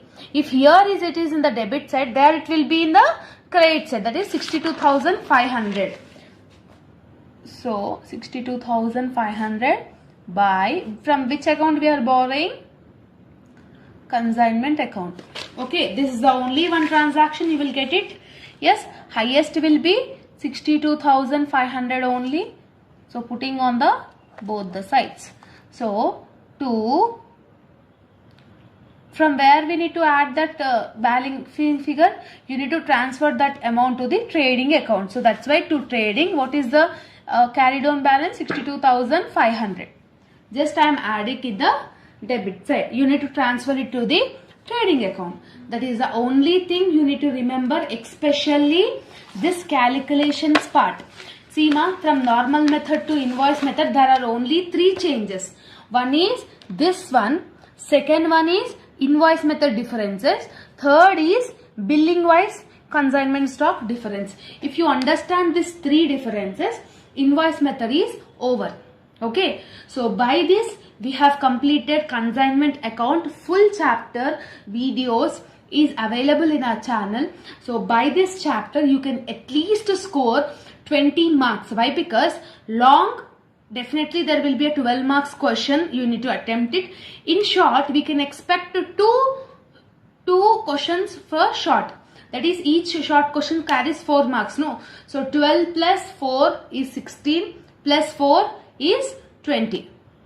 Okay, so 20 marks weightage you are having in this consignment account. Don't neglect it, ma. If you are having any further doubts, let me know in the comment section. I hope that you have got clarity, and all the very best for your examinations and preparations. See you all in next video. Bye bye, students. Hello all, welcome back to our channel. So students, in this video we will discuss the F.A-2 unit number 3 joint venture accounts, ma. Okay, so the complete chapter we will explain in this video. So in this chapter, ma, in this unit you are having 2 topics. Topic number 1 is about the separate set of books method. Second topic, memorandum method. Okay, so 2 topics you are having in this particular chapter. Any one topic is enough. Sometimes they will give in the examination all one theory, one problematic also. Okay, so if you want to prepare theory from this chapter, you can. If you want to do problematic, means topic 1, topic 2, both you need to learn it. Okay, so mostly separate set of books is most important. That compulsory question you will get it. Okay, so in this video we will discuss the separate set of books method, ma. Okay, so the complete topic regarding that we will discuss. By watching this video you can easily get to understand this method. So topic number 1, separate set of books method, right? So in this particular method we need to do 3 accounts. Okay, joint venture account, co-venture account, joint bank account. So how many accounts we need to do it, ma? 3 accounts we need to do it. Joint venture, co-venture and joint bank account. So now we'll discuss one important question which is there in this particular method. See here in this question ma, just pause the video and take a screenshot. Again I will not show this book to you all, okay? So that's why I am making you to take a screenshot, okay? Now I'll just speak the now I'll just read the question. A and B, who are building contractors, undertake jointly to construct a building for a newly started joint stock company for contract price 20 lakhs payable. See, actually joint venture account is nothing about the A and B are the partners. Partners is nothing about the temporary partners. Here they are saying like building contractors. They combinedly putting efforts to build that building. Okay, so after completing of that construction of the building, A will be separated, B will be separated. Okay, so what is the total contract price? 20 lakhs. In that 20 lakhs, the company itself is paying 16 lakhs in the form of cash, 4 lakhs in the form of shares. So contract price is 20 lakhs ma. In that 16 lakhs only we are receiving in the form of cash. Remaining 4 lakhs we are receiving in the form of shares. How much we have received in the form of cash, that is important. Okay. Next one. A bank account is opened in the joint names. Bank account were opened. A opened 6 lakhs. B opened 4 lakhs. This comes under the co-venture account ma. Next, wages they have given, materials they have given, materials supplied by A, architecture fees paid by B also they have given. Okay, so all this comes into question only. The contract was completed and price duly received. After completing the contract, everything was price is received, it seems. A taken over the 3,50,000 stock and B taken over the A taken over the shares, B taken over the stock of 80,000. See, after completing everything, the remaining whatever the shares, whatever the furniture, whatever the stock is there, A and B is taken away. So that taken away also we need to take it. So this is the question mark. Just make sure you take a screenshot. Okay. Now in this account, in this method, I have said you the 3 accounts: joint venture account, co-venture account and joint bank account. If you are perfect with this joint venture account pro forma, co-venture and joint bank is easy. Okay, only joint venture account we need to consider it. Okay, so the pro forma of joint venture account is this one ma. Only 4 transactions you will get it ma. First one, to joint bank, whatever the wages, whatever the materials, the values they have given, we need to put it over here. Next, if any amount paid by the partners, you need to write it over here. What is the contract price in the form of cash received? CR means cash received. And co-ventures, any stock items or any assets were taken over by the partners, you need to write it over here. Either you will get profit or loss. Only this is the pro forma. Only this is only one thing you are having in this separate set of books method. Okay, see, if you are finding wages in the question, okay, how to find out this question only means, if you are finding wages in the question, this is the format of doing the solution. So now let's get into the answer ma. So here I have drawn 3 accounts. So joint venture account is the first account, right? So date particulars amount in the debit side, date particulars amount in the credit side. Table name is joint venture account. The first thing, according to the pro forma, we need to write it, no? So first we will write in the debit side to joint, extremely sorry. Debit side we need to write it, debit side we need to write it joint bank account. According to the pro forma only I am writing. What you are having ma? Wages you are having, materials you are having. Yes. So what is the wages amount they have given in the question? 7 lakhs. Okay. And what is the materials they have given in the question? 9 lakhs. Okay. So 9 lakhs plus 7 lakhs, how much you will get it ma? So total 16 lakhs is your final amount. So that's why I am putting down that amount in the amount column. After that, according to the pro forma, what you are having? 2 co-venture account. Co-venture is nothing about the partners. Who are the partners? A is the partner, B is the partner. What you need to write it in the question? They have mentioned. What they have mentioned, see here, materials supplied by A, architecture fees paid by B. This type of any payments were done by the co-venture, you need to write in the debit side. A paid materials for 80,000, B paid architecture fees for 40,000. So total it will become 80,000 plus 40,000, it will become 1,20,000. Yes or no? According to the pro forma only I am writing, I am not including anything new. In the debit side only these 2 transactions only you will get it. Any question? Credit side, by joint bank account. In bracket CR. CR is nothing about the cash received. Actually contract price is 20 lakhs. In that we are receiving only 16 lakhs in the form of cash. Only that 16 lakhs we need to confirm. So 16 lakhs in the credit side. Got it? After that again by co-venture account. Co-venture account. Any materials or shares taken over by A after completing the contract, A taking up the shares, which is the value of 3,50,000. So that I am putting here. If any asset or liability or any stock were taken over by the partners after completing the contract, you need to write it over here. B taking a stock of 80,000.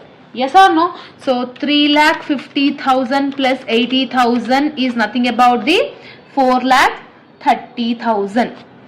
Yes. Now simply we need to do the totaling, balancing figure. Debit side is more, credit side is more. Here you are having, we can see that it is 20,30,000, but here you are having 17,20,000 only. So whatever is the highest, put it on the both the sides. That is nothing about the 20,30,000 is the answer. Highest amount is 20,30,000. Yes. So from this 20,30,000, you need to deduct these amounts. Okay. Minus 16 lakhs minus 1,20,000. So what will be the remaining balancing figure? 3,10,000. So here if you are getting less amount means that is called profit only, according to the pro forma. According to the pro forma, just now we have discussed, if debit side is showing less, that is nothing about the profit. Yes or no? So this is the way to calculate a joint venture account. Only these transactions, not any new transactions will not come. Only these 4 transactions, either profit or loss, you will get it. I hope that you have got clarity. Next one, co-venture account we need to do it, So in co-venture account, actually in the amount column we need to draw 2 lines. Why? Because A partner is there, B partner is there, So by mistakenly I have wrote it as a amount. So just I am making it as a and B column. Okay. So A column is separate, B column is separate. A partner, B partner. Okay. Just kindly accept it. First, in co-venture account, the co-venture account starts with the opening balance. In the credit side, first transaction you need to write by joint bank account. What you need to write it? In the question, they said that, see here, capital accounts were opened, A 6 lakhs, B 4 lakhs. Capital accounts were opened, So that you need to write it. So here I am writing 6 lakhs, 4 lakhs. Okay. Next, one thing, simple thing. Here in the previous table, you are finding any partner's name. Here you are finding A 80,000, B 40,000. Here in this table, if it is in the debit side, here you will get it in the credit side. So, from which account you are bringing the amount? Joint venture account. By joint venture account, A 80,000, B 40,000. Got it? So, this is the way to calculate it, Next one, profit is also there. Profit or loss, we need to share it to the partners. Here profit is in the debit side means here it will comes in the credit side only, no? Yes, from which account we are bringing that amount? By joint venture account. So to share this 3,10,000, there we need to have a ratio. In the question they will give 3:2. They have given the ratio of 3:2. So that is nothing about the A 3/5, B 2/5. Simply we need to take according to this ratio. 3,10,000 into 3 divided by fuel do means 1,86,000 for A. Yes, 1,86,000. For B, 3,10,000 into 2 divided by 5. How much you will get? 1,24,000. So according to this I am writing this. Okay. Along with me, if you will do the sum means you will not get any doubts here in the amount column. If it is not visible also you will understand it according to my explanation now. Okay. Here also you are finding A and B in the previous table. If here it is in the credit side, here it will come in the debit side only, no? So from which account you are bringing? Debit side starts with 2. To joint venture account. In A it is 3,50,000. B it is 80,000. Over. Whatever the names we having, opposite accounts we have wrote. Now just we need to do the total ma. How we can do the total? Whatever is the highest side, put it on the both the sides. Here in the A column, here in the credit side you are having 8,66,000. 6 lakhs plus 80,000 plus 1,86,000, it will become 8,66,000. 8,66,000. 8,66,000.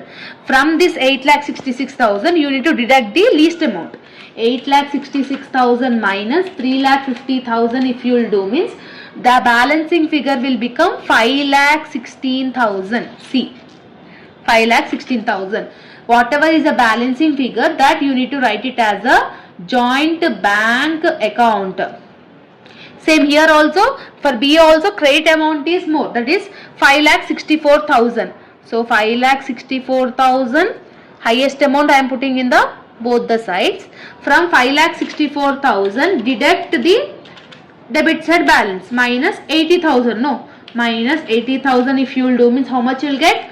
4,84,000. This is the amounts. Got it? So this is the way to calculate co-venture account. Simple ma, except capitals. Whatever the in the previous table, if you are finding any partner's name, if it is in the debit side, keep it in the credit side. If it is in the credit side, keep it in the debit side. Opposite accounts we need to put it. Okay. And the last account, joint bank account. Okay. To do this joint bank account, simply come to joint venture account. Here you are finding any joint bank name. Here you are finding joint bank. Here if it is in the debit side, there where it will be? Credit side only, no? 16 lakhs debit side. There in that book, 16 lakhs credit side. From which account we are bringing? Joint venture. By joint venture account 16 lakhs. Okay. Here also you are finding joint bank account. Here in the credit side means there debit side. From which account? Joint venture account. To joint venture account 16 lakhs. Understood? Here also you see, here you are finding joint bank. Here in the credit side means there it will be in the debit side. Yes? So credit is equal to debit only. No, credit side 6 lakhs, 4 lakhs. There it will be debit side. From which account you are bringing? Co-venture account. No. So to co-venture account, for A it is 6 lakhs. For B it is 4 lakhs. So total it is 10 lakhs. Got it? Like that you need to do it. So here also you are finding this one, no ma. Okay, here also you are finding joint bank account. Here in the debit side means there it will be in the credit side. From which account you are bringing? Co-venture account only, no. So by co-venture account, A is 5,16,000. B is 4,84,000.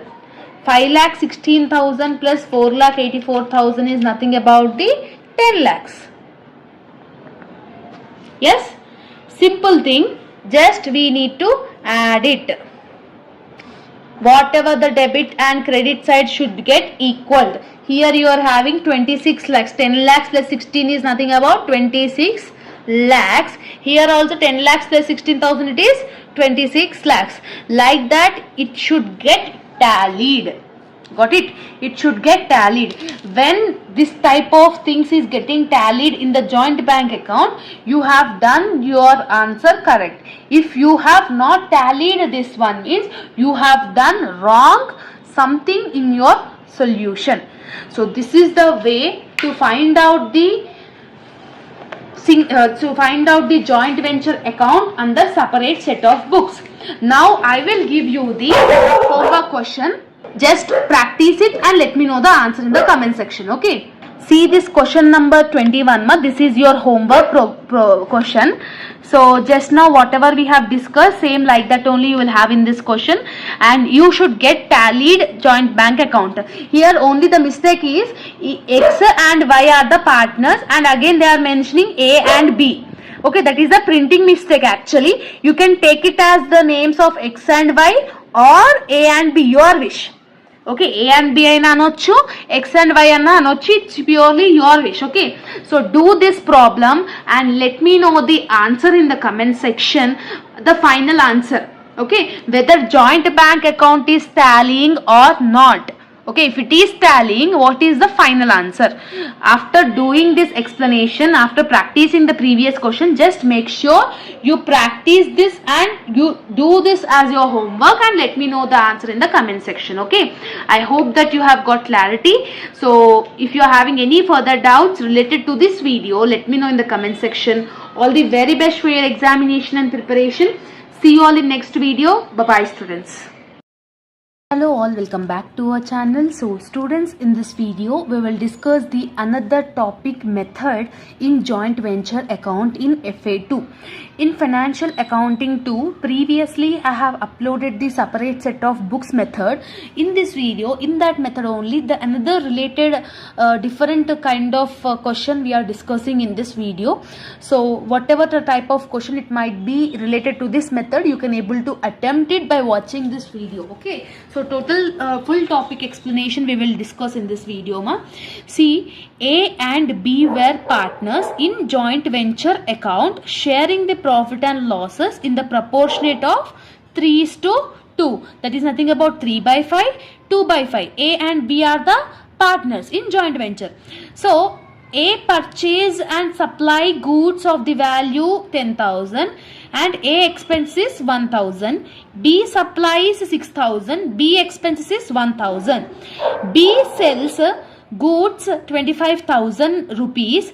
B will get a commission of 2% on sales. Prepare the account. This type of question is related to like consignment only. When you are perfect with the second chapter question, this type of questions you can easily attempt it. Okay, so if you are finding the question like consignment account, this type of questions if you are finding means two accounts we need to do it ma. One is joint venture account in the books of A. Second pro forma is joint venture account in the books of B. A partner account separate, B partner account separate, we need to do it. So this is the different thing you are having. So simple ma. In the books of A is the owner, B is the like for example I am there, you are there, I am A, your people are B. So I have got a contract. So what I have said you people that even I have got a contract, just you tie up with me, we will do this contract. So who will have the more authority? A will have the more authority, no? So in the books of A, all the transactions you need to write it. So what you are having first ma? So A purchase and supplies. So how much they are supplying? 10,000 rupees. Yes or no? So in the books of A name should not be written. In that place of A, you need to write bank account. So to bank account, in bracket you can make the purchase. So P means purchase. How much is the purchase ma? 10,000. Yes or no? So 10,000 I am writing over here. And next one you are having expenses of A 1,000 rupees. So same like to bank account, in bracket it is expenses 1,000 rupees. So So because in the books of A you should not include the A name. No, in your book you should not include your name. So in the place of A we are keeping a bank account. We need to keep it. Next one, B purchase and supply 6,000. B expenses 1,000. You can write B name. No. So to B account, in bracket it is purchases 6,000.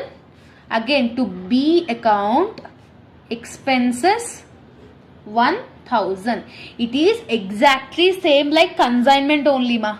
Okay, so B purchases, B expenses, A purchases, A expenses. Okay, next what they are saying, B sells goods on behalf of joint venture and realized 25,000. Who sold goods? B. No, credit side. By B account, in bracket it is sales. How much you are getting? 25,000. For this sales, B is getting a commission of 2%. 2% commission they have said. No, commission always be in the debit side. 2, again B account, in bracket commission. So 25,000 into 2%. What will be the amount? How much he got sales? 25,000 into 2%. If you will do means 500 you will get it, ma. So 500 is receiving as a commission to B. Okay, so everything is over in the question. Just we need to total. Whatever is the highest side, just we need to put it on the both the sides. I think credit side only is highest because here we are having 25,000. Here we are having less than 25 only. So 25,000 is the highest. I am keeping it in the both the sides. From this 25,000 you need to deduct all this. 25,000 minus 10,000 minus 1,000 minus 6,000 minus 1,000 minus 500. What is the profit you are getting, ma? 6,500. So 6,500 is the profit you are getting. If debit side is showing less, the amount whatever we are bringing here is called profit only. No. So this profit should be shared to the partners according to their ratio. Ratio they have given 3:2, 3/5, 2/5. Now in the books of B, only B's related data only we need to enter it, ma. See in the above table, here you are finding B, no. If here it is in the credit side, there it will be in the debit side. From which account you are bringing? Joint venture account only, no. So to joint venture account, in bracket you can write it sales 25,000. Got it? Next one, you are having here also B name, you are having B purchases, B expenses, B commission. Yes or no? That if it is in the debit side here in the previous table, here it will be in the opposite side, credit side. From which account you are bringing? Joint venture account. So by joint venture account, first one is purchases, no. So 6,000 is purchases. Again by joint venture account, expenses is 1,000. Again by joint venture account, here I am writing shortcut, you need to write joint venture only, commission 500. And profit is also there. Profit should be like calculated to the both the persons according to their ratio. 6,500 into what is the B's ratio? 2/5, no. Into 2 divided by, if you will do means 2,600 is the profit of B. So by from that profit also we are bringing from joint venture only, no, ma. So by joint venture account, in bracket I am writing profit. How much profit is getting? 2,600. Just make sure, finalize and carry down, just balancing figure. Here only you will have more, 25,000. Highest amount both the sides, 25,000, 25,000. From 25,000 if you deduct means you will get the amount of carry down. 25,000 minus 6,000 minus 1,000 minus 500 minus 2,600. So the carry down balance is, by balance carry down is 14,900 is the carry down balance. This is how you need to do it in your final examination. If you are finding the question like this, like consignment account question, this is the way to find out your answer. It is same like consignment account only, just Here the table names is changed, like values is changed. I hope that you have got clarity. If you are having any further doubts, let me know in the comment section. All the very best for your examination. Now I'll give you the homework problem. Just make sure you practice this and let me know the answers in the comment section. Just take a screenshot of this 22nd question. This is your homework question, like similar to this question only. If you have practiced this question, means it will be better you to understand the concept very well. Okay, so this is all about the video. I hope that you have got clarity, and all the very best for your examination and preparation. See you all in next video. Bye bye, students. Hello all, welcome back to our channel. So students, in this video we are discussing the another topic, that is topic number 2 in joint venture accounts. Previously we have completed the topic number 1 related questions explanation video. So in this video we will discuss the memorandum method of joint venture account in F.A-2. So in this problematic based questions, rarely they will ask in the question paper. So better you prepare topic number 1 and after that go with the theory. Then give least preference to this memorandum method. Okay, so this is about the clarification I want to give you all before the starting. So see here, this type of questions is considered as a memorandum joint venture account question. Surya bought goods of the value 45,000. So Surya bought the 45,000 value of goods and sent them to Chandra. Okay, he was bringing and sending to Chandra. It was decided that profits would be divided equally. Whatever the profit and losses will be there, it is shared equally.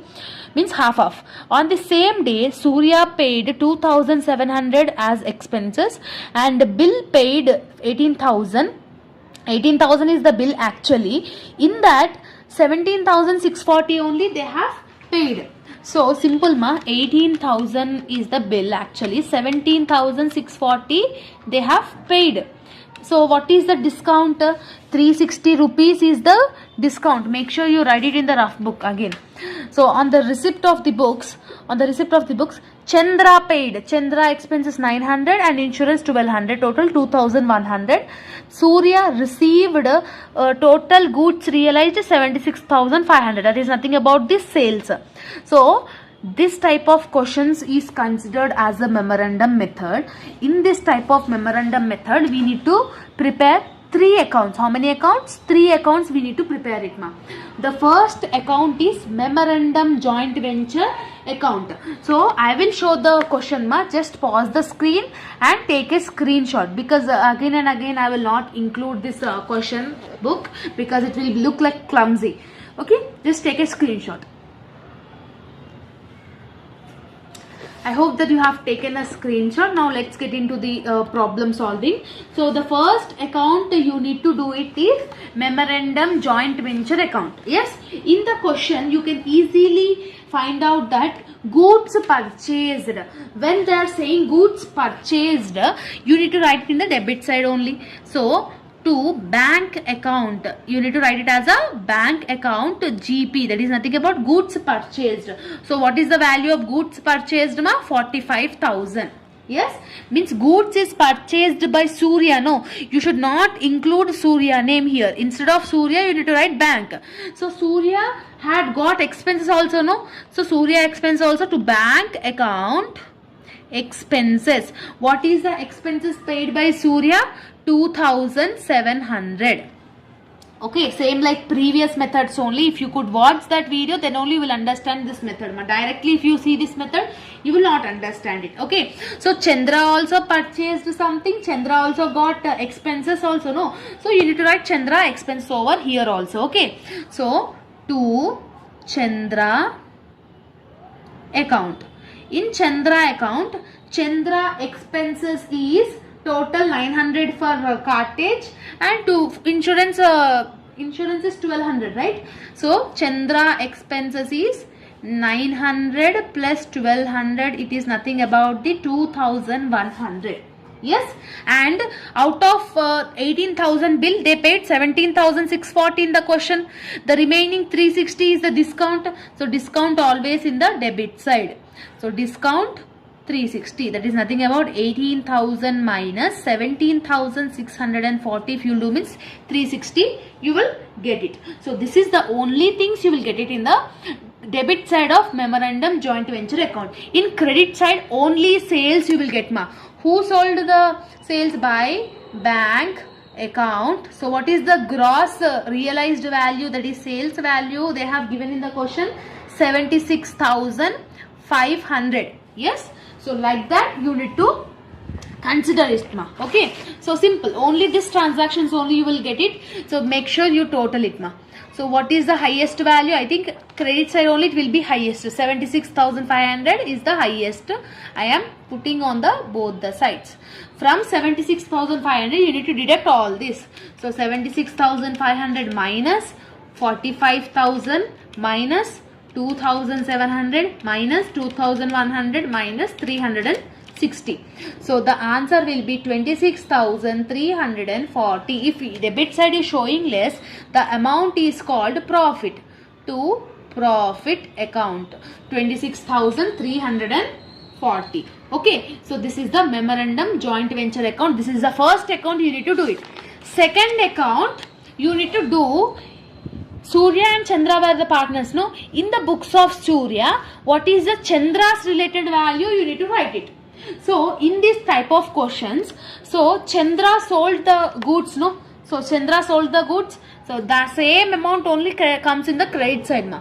By bank account. What is the sales value? 76,500, right? So that value only will get it over here.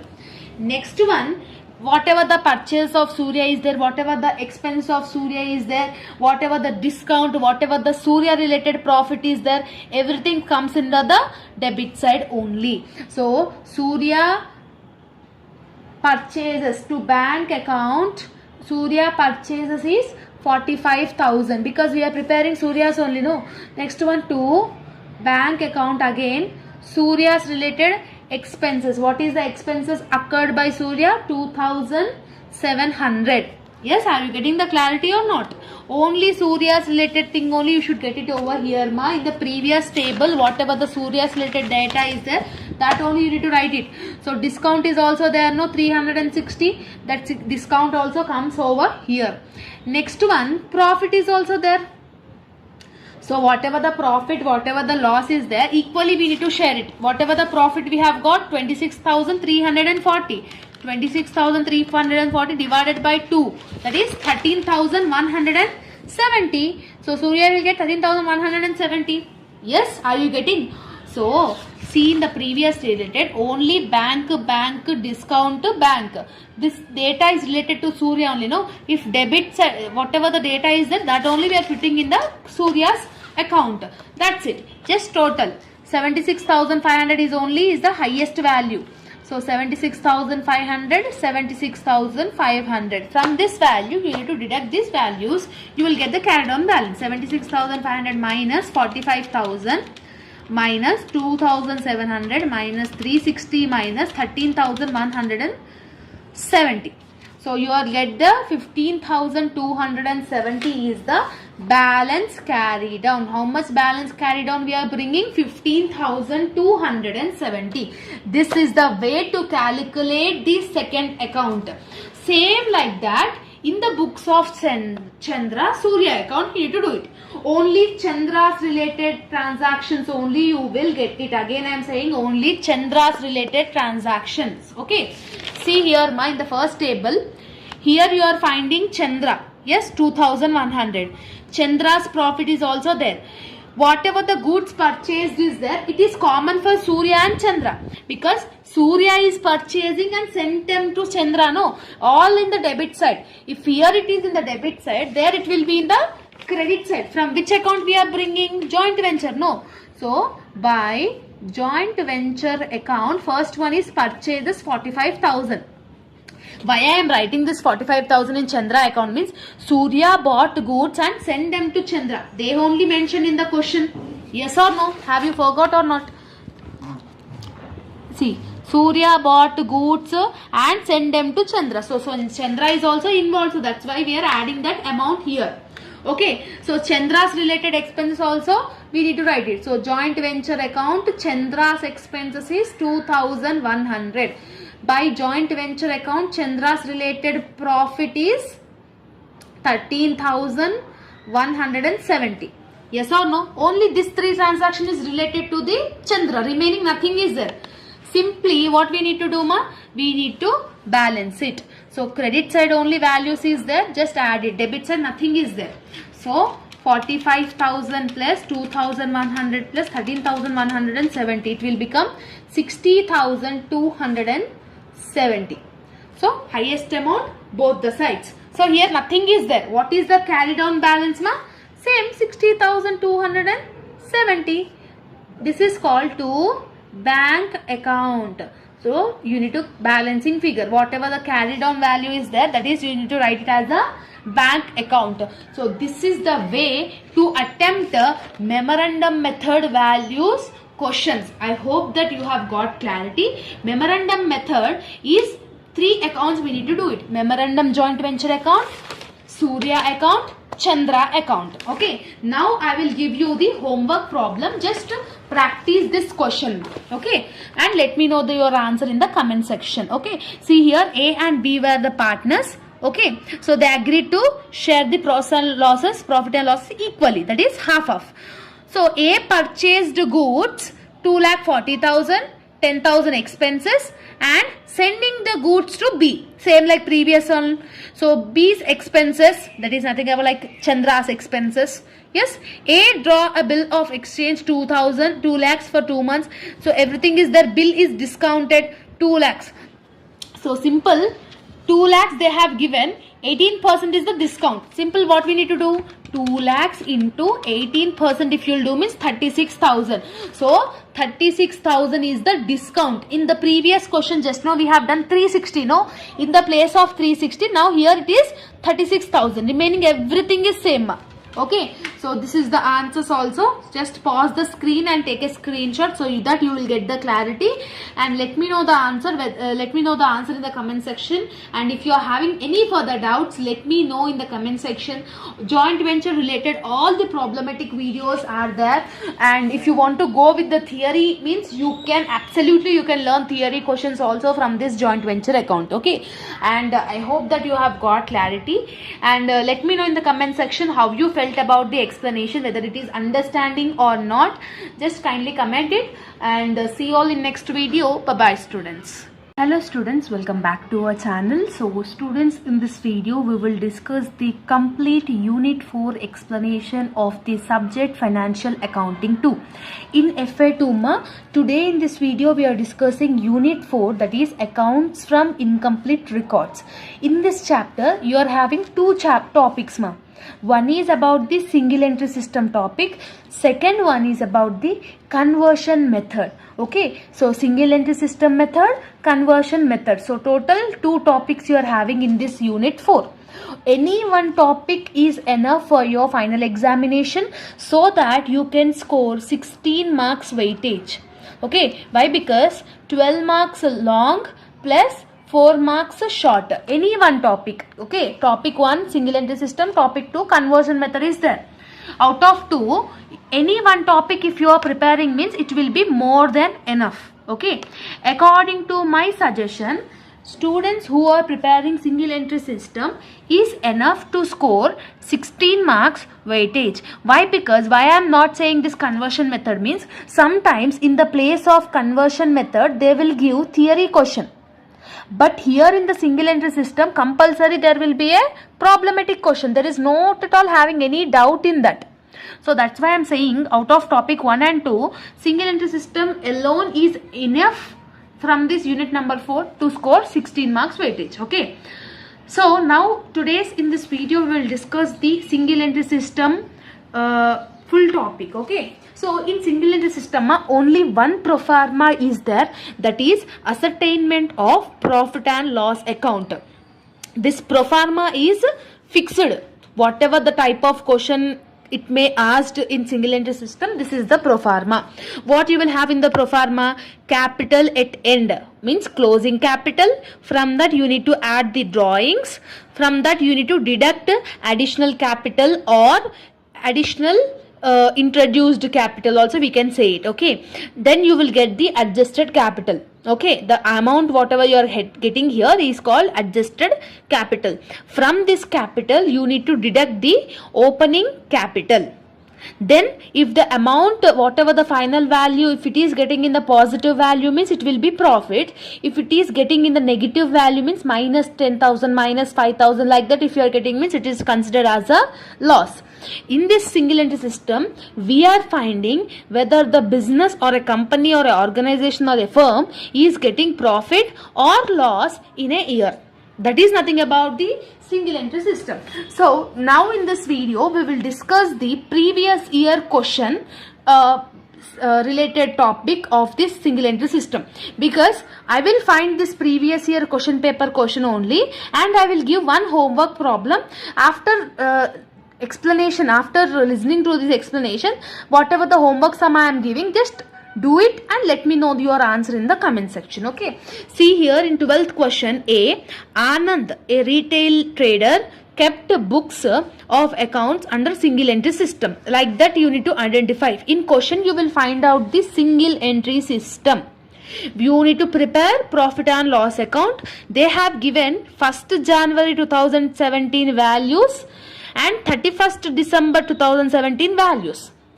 Assets and liabilities were given opening assets and liabilities, closing assets and liabilities. After this table, below the information, the drawings during the year amount 2,600. During the year drawings 2,600 they have given depreciation on furniture, write-off 300 from machinery, debtors include 500 as bad debts, make a provision for bad full debts on debtors. So everything was given in this question, just we need to find out the solution. Okay, so according to the pro forma, what you need to have in the pro forma?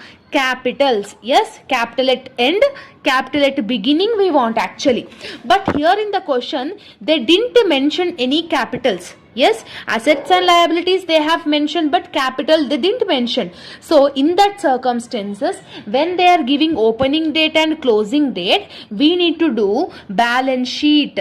Opening balance sheet, closing balance sheet, we need to do it and we need to find out the capitals. Okay, in the question, if capitals were not given means we need to find out the opening capital, we need to find out the closing capital. This is the format ma. So before doing this profit and loss account, we need to do the balance sheet. Okay, so see here in the question, solution I have kept. First we need to do the balance sheet, no? So liabilities amount, assets amount. The table name should be statement of affairs. Now we are concentrating on opening balance sheet. What is the opening date ma? 1st January 2017. So here I am writing 1st January 2017. Okay, so simply assets and liabilities we need to do it. Whatever the carry down balance is there, that is called opening capital.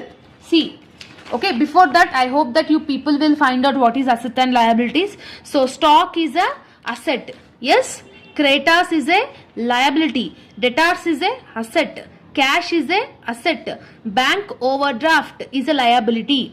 Next, bills receivable is a asset, furniture is a asset, machinery is a asset.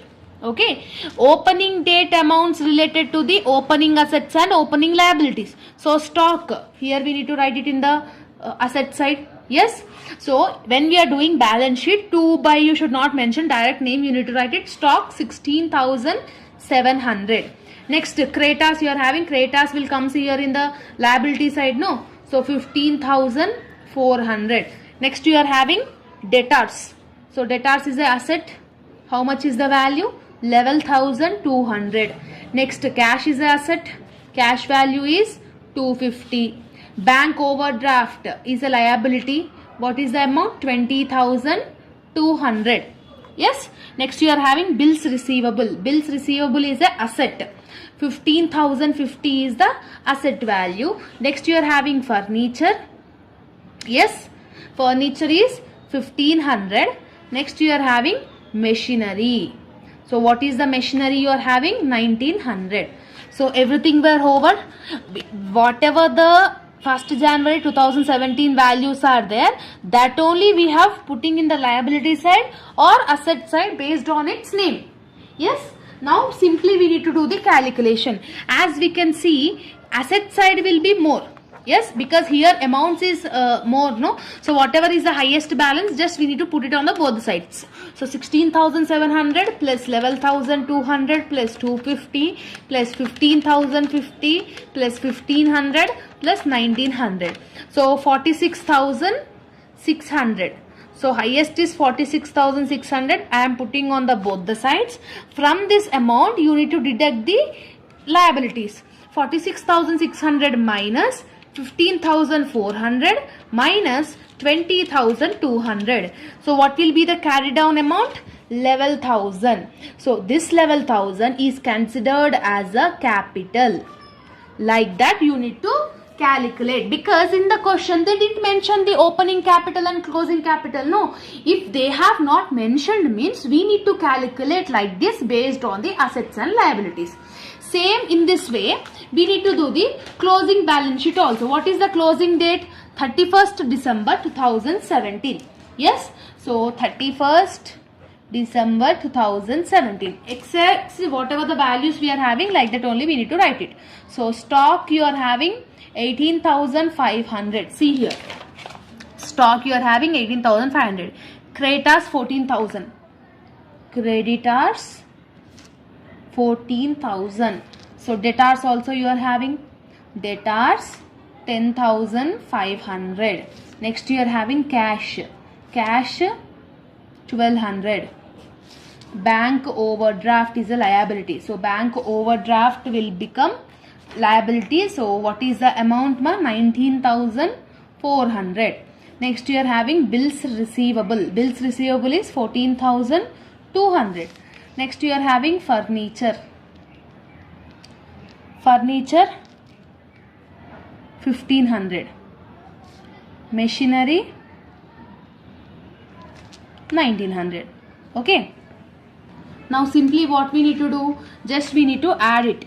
So here also we can see that asset side will be more. So just I am adding 18,500 plus 10,500 plus 1,200 plus 14,200 plus 1,500 plus 1,900. So what will be the total amount you are having after getting the addition? 47,800. I am putting on the both the sides. So 47,800, 47,800. From this we need to do the minus of this. Minus 14,000 minus 19,400. So what is the amount? 14,400 will be your balance, that is called capital. So we have calculated opening capital, we have calculated closing capital also. So this is the way to calculate everything. Okay. If in the question again I am saying closing capital, opening capital, if they have not given, this is the way you need to calculate it. After getting these values, directly we can get into the pro forma. Okay, so ascertainment of profit and loss account. In ascertainment of profit and loss account, what is the pro forma? First you are having capital at end, no? So just I am putting that value. So according to the pro forma only you need to write all the thing. Capital at end. Just now we have calculated opening capital and closing capital. No, what is the closing capital? 14,400. That amount we need to bring it over here. So here in the capital 14,400. From this, according to the pro forma, what we need to do? We need to add the drawings. Yes, plus drawings. In the question they will give the drawings. Drawings or drew, D-R-E-W is one and the same. The drawings during the year amount 2,600. Per year amount they have given, not monthly. If they are giving monthly means just we need to multiply with 12. But here in the question direct in a year they have given the direct amount, no, 2,600. So just I am adding 2,600. When you add 14,400 plus 2,600 you will get 17,000. So here I am writing. Okay. Yes. So after getting this, we need to do additional capital. If in the question additional capital introduced during the year, extra capital introduced during the year, this type of thing if you are finding in your question, means we need to simply minus it. But here in the question we are not finding the type of things. Here they have given depreciations, values and everything they have given to this adjustment only, but they specifically didn't mention any additional capital. If they have not mentioned, just keep it nil. Minus additional capital, minus additional capital, just we need to nil, because in the question we are not having anything, no. So the same amount will bring down. So the amount whatever we are getting here, that is called adjusted capital. According to the pro forma only I am doing, nothing new I am doing. Okay, so adjusted capital is 17,000. Yes, from this adjusted capital, what we need to do, we need to minus the capital at the beginning. So minus capital at the beginning. Okay, so what is the capital at beginning we have calculated, ma? Level 1000 we have calculated. Yes, so level 1000 we need to do minus. So 17,000 minus level 1000 if you will do means 6,000 we will get it. Okay, so mostly here this is the final answer, but in the question they have mentioned that depreciation 10%, write off 300 for machinery, means values also they have given, means that type of things we need to do minus. So this is the extra calculation part, you need to include it whether in the question if you are finding this type of things. What they are saying, furniture 10%, no. So depreciation always we need to do the minus only, adjustments always. So furniture 10%. But what is the furniture value we don't know. In the question furniture is there. Opening furniture 1500 is there. Closing furniture 1500 is there. Whenever this type of percentage depreciation they have given, always we need to calculate on closing value only. What is the closing furniture? 1500. So 1500 into 10% you need to do it. How much you will get? 1500 into 10% if you will do means 150 you will get it. So bracket indication is nothing about, we need to minus this from 6,000. Okay, after this what they have given, ma? Write off directly amount they have given 300. Simply whatever if they have given directly, we need to write that amount 300. If not given, if they are giving in the percentage, just calculate like this in the percentage. Okay, and debtors include 500 as bad debts. So bad debts also they have given direct amount. So bad debts 500. Okay students, next make a provision for doubtful debts 5% on debtors. Okay, so actually opening debtors is there 11,200, closing debtors is there 10,500. Just now I have said if percentage they have given means we need to calculate only on the closing side. Actually what is the amount of debtors closing? 10,500. Okay, from this just now they are saying that bad debts 500 were over.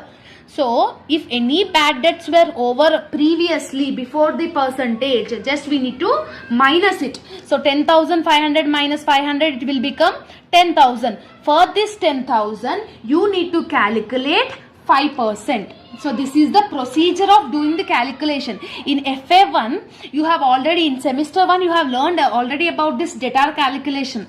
So provision for bad debts is, normally here I am writing 10,500 minus 500 if you will do means you will get 10,000.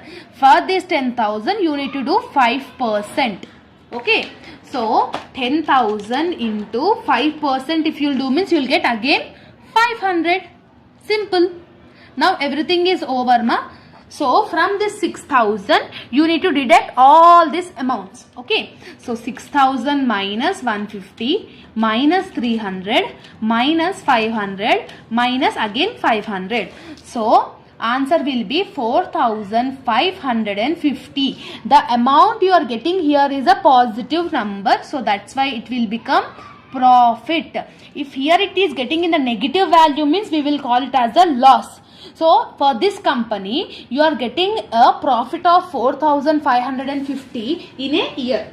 So this is the way to calculate the single entry system. So compulsory this type of calculation question only we need to do it, and I hope that you have got clarity. If you are having any further doubts, let me know in the comment section. Now I will give you the homework problem. So see here, why I have not said you the conversion method means, in the place of conversion method, if you are prepared problematic also, sometimes they will give theory like this, but here in the single entry system, compulsory problematic question, that is easy only. Okay, so here also see ma question, Srimati Vijaya does not keep complete books. So opening balance they have given, closing balance they have given, means opening capital, closing capital we need to find out.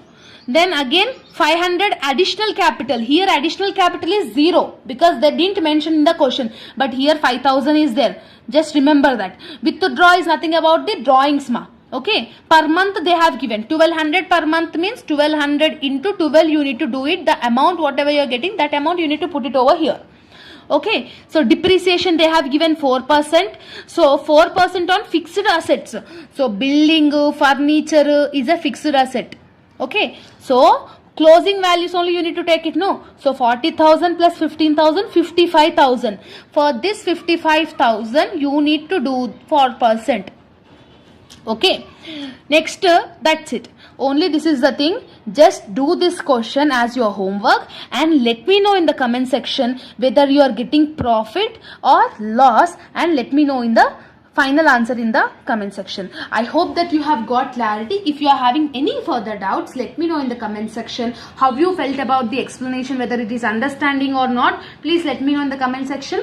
In our channel already all the videos are available. Just check out. All the very best. See you all in next video. Bye bye students. Hello all, welcome back to our channel. So students, in this video we will discuss the unit number 5, accounting for non-profit organization. Okay, so in this unit you are having two concepts, that is two topics. One is income and expenditure account. Second topic is income and expenditure along with the balance sheet. Means in long you will have the alternate questions, no, alternate option. Yes, so one question specifically they will ask about only prepare income and expenditure account, or else definitely they will ask income and expenditure account along with the balance sheet, you need to do it. So this is the thing you are having in this unit number 5. Okay, so today in this video we will discuss topic number 1, that is how you need to do income and expenditure account. When you understand this income and expenditure account, then this topic also, half of the topic will be over. Only balance sheet we need to understand it. Okay, so income and expenditure account is important to understand. Definitely based on this problematic topic, definitely either it may asking this or this. Compulsory you need to ask, you need to solve the income and expenditure, no? So that is the thing. Now we will see the example question so that you will understand it. Okay, so see here 23rd question. From the following receipts and payments, they will give receipts and payments. We need to do income and expenditure account. So receipts is nothing about the income, payments is nothing about the expenses. There are few things in this chapter. When you are doing income and expenditure account,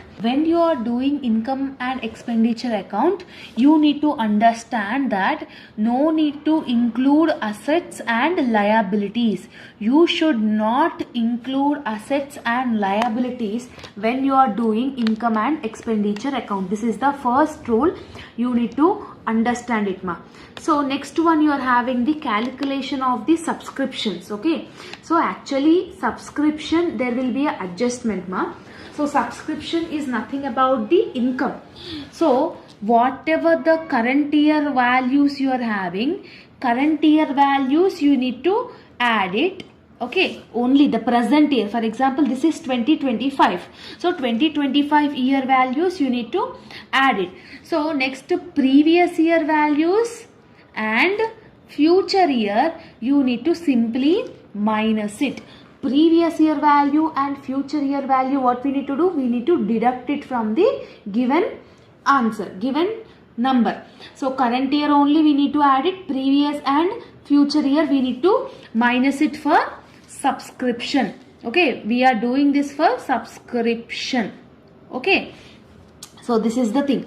Next one, when they are giving opening balance and closing balance, opening stock, closing stock, like this if they are giving, means simply what we need to do means opening stock plus present year purchases minus closing stock. So opening plus present year minus closing. So this is the second foremost formula you need to remember. When you understand this, you can easily, simply you can do this income and expenditure account. Now see the question. And one more thing ma, to balance brought down, by balance carry down, this also you should not include it. Okay, so this will not include in income and expenditure account. Okay, so actually donations also we should not consider. Actually donations is a liability. If the donation is below 10,000 rupees, then you can consider this donations as a income. If the donations is having 10,000, below 10,000 value, means you consider it as a income. If it is more than 10,000, means don't consider that donations amount. Okay, normally donations is a liability. Entrance fees is an income only. Yes, subscription is a income. Sale of newspapers, newspaper every month we will sell, no, so that is also income. Rent is also income. Entertainment is also income. Tournament fund, building fund, fund is nothing about the asset. Fund is nothing about the asset. Will you include these assets? No, you should not consider this both amounts. Life membership fees, fees is nothing about the income only. So like that you need to clarify what to take, what not to take. Okay, so next one, payment side. Rent, salaries, taxes, addition to books. See, rent, taxes and salaries is a expenses. Books is an asset. Yes or no? Books is a asset. So asset you should not consider it. Next, expenses paid you can consider. Printing and stationery you can consider. Electric installation is also an asset. So how we will recognize if there is an asset or liability? For example, books is not like that. Today we will learn, tomorrow we will throw it out, like that we should not know. It is a property. Here also electric installation is nothing about the asset. Sundry expenses is an expenses. Tournament expense is an expenses. Carried on you should not consider. So like this, assets and liabilities you should not consider it. And after this question, they have given the adjustment also ma. Okay, what is the adjustment they have given? It was ascertained that 16,000 were outstanding subscriptions. Outstanding always we need to do plus. Prepaid always we need to do minus. Prepaid means advance means minus. Outstanding means plus. So this 16,000 we need to add it to the subscription.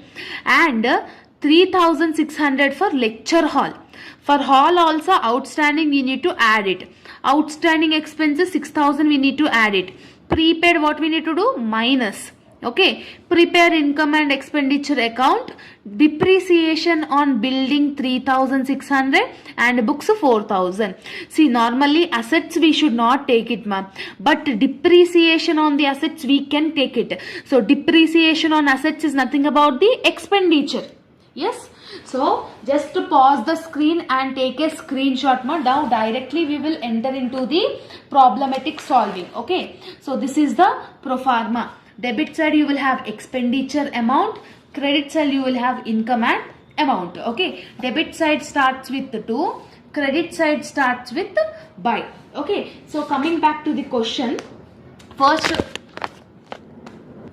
we will start from incomes ma. That is nothing about receipts. First what you are having? Donations. Below 10,000 we are having, so that's why we are considering it as a income. More than 10,000 means just you should ignore it as it is a liability. So by donations 10,000. Okay, there is no adjustment, so that's why I am putting the final amount into the column. So entrance fees. For entrance fees also we are not having any adjustments, right? So entrance fees is an income. So entrance fees, what is the amount? 10,800. Okay. Next one you are having ma, subscription. Yes, Subscription, how much they have given? 76,000. See, adjustment they have given outstanding, no? So we need to do the working notes. So what is the subscription value, ma? Subscription value in the question they have given 76,000. Yes, 76,000. For this 76,000, outstanding subscription is 16,000. We need to add it. Why? Because outstanding is nothing about, we need to add it. So 76,000 plus 16,000 if you will do means you will get 92,000. So this 92,000 you need to consider it as a income side. Okay, like this you need to calculate it. If they have given prepaid means what we need to do? Simply we need to do minus. So by subscription, how much? 92,000. Next they have given sale of newspapers. Yes, there is no adjustment, so directly we are keeping the paper amount. Sale of newspaper is 5,280 they have given in the question. The direct amount I am writing here. Next you are having entertainment. For this entertainment also there is no adjustment, no. So that's why I am putting the direct amount here, 24,000. Next you are having rent for hall. Here you are having adjustment, ma. What they have given in the adjustment? Outstanding rent they have given, no. So actually rent for hall, what is the amount they have given in the question? 8,320. For this 8,320 outstanding rent, what we need to do? We need to add it, that is 3,600. Yes, so 8,320 plus 3,600 is 11,920 is your answer. So this final answer only you need to put it in the income side. So rent for hall, by rent for hall is 11,920. Okay, so now income side everything we have considered, ma. Everything were over. Now come back to the expenses side. Expenses means debit side we need to write it.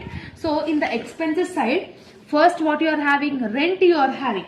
So there is no adjustment, so directly we are putting 9,200. Next you are having salaries. For salaries also there is no adjustment. If outstanding given means add it, prepaid means minus it. So right now there is nothing is there, so direct amount I am putting in the column. Next you are having sundry expenses. So sundry expense also there is nothing adjustment, so 37,600 they have given. Next you are having printing and stationery. Here also no adjustment were given, 5,200. Are you understanding or not? So just like this you need to write it, ma. Okay, so next you are having taxes and insurance. So for these taxes you are having adjustment, yes or no? What they have given in the adjustment? Prepaid insurance they have given, yes or no? So normally what is the taxes amount, ma? So taxes and insurance is 9,600. So for this 9,600, if they are giving prepaid means what we need to do? Prepaid means we need to do minus 1,200 prepaid they have given in the adjustment side. So 9,600 minus 1,200 you need to do it. That you will get 8,400. This 8,400 only you need to write it in the column. Yes. So 8,400. Are you understanding? Next one you are having outstanding expenses. For this outstanding expenses also you are having the adjustment. Again they are also given outstanding. So normally outstanding expenses amount in the question is 21,200. In the adjustment outstanding expenses again they have given 6,000. Yes. So you just go back and see the question paper, ma. You can easily find out. So 27,200. So 21,200, 26, 27,200. So this final amount only you need to put it here in the 27,200 in the amount column. Got it? So like that you need to do it. Next and the last one you are having depreciation. They have given no depreciations on, they have given depreciation on building. So how much is the amount they have given it directly? 3,600. Again they have given depreciation on books also. So to depreciation on books. How much is the amount they have given? 4,000. Like that you need to enter all the data whatever they have given in the question. After doing this, just make sure in the end of the table make 2 lines, and whatever is the highest balance just put it on the both the sides. Now you check debit side is more or credit side is more. Debit side is more or credit side is more. So normally credit side is more ma. So if you could add everything, see 10,800 plus 10,000 plus 92,000 plus 5,280 plus 24,000 plus 11,920. So the answer is 1,54,000 here in the credit side. But here how much you are having? I think 1,54,000 is only highest. So 1,54,000, 1,54,000. Now here also debit side also I am doing 9,200 plus 10,000 plus 37,600 plus 5,200 plus 8,400 plus 27,200 plus 3,600 plus 4,000.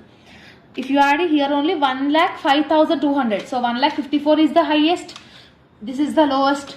Simply highest amount both the sides. From highest amount you need to deduct all this. Means 1,54,000 minus 1,05,200. Okay. If you minus means you will get 48,800. Okay. So this 48,800 is called to surplus. If expenditure side, if you are getting least amount means here you will get surplus, or else if income side here you are getting loss means here debit side is more, credit side is less means that amount is called deficit. Okay. Credit side deficit ma. Debit side surplus. Okay. So this is the names surplus, deficit.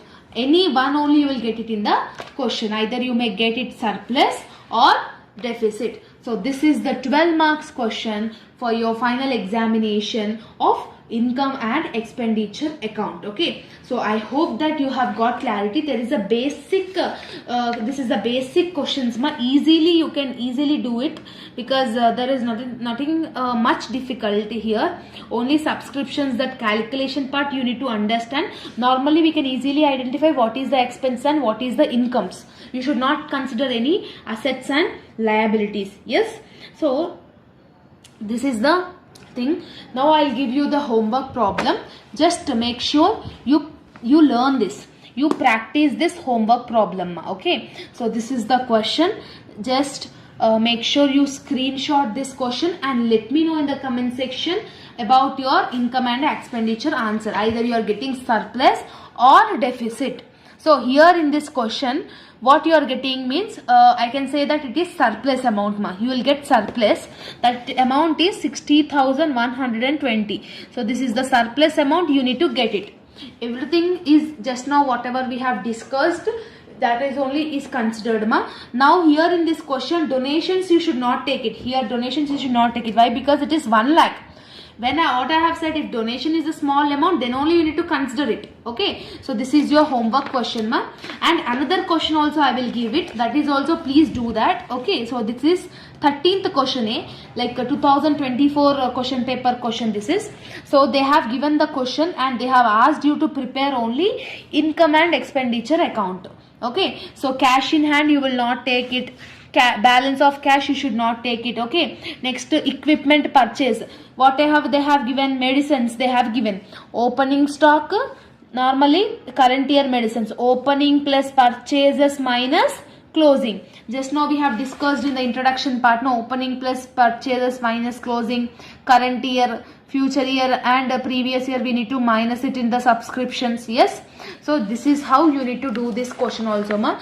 Just take a screenshot and don't forget to let me know your answer in the comment section. I will pin the comment the person who said correct answer. Okay, so this 2 questions is your homeworks. So if you practice these 2 questions, then one topic is completed. So after watching this video, just watch topic number 2 also. Next upcoming videos we will discuss the income and expenditure account along with the balance sheet. Okay, so all the very best for your examinations and preparations. See you all in next video. Bye bye students.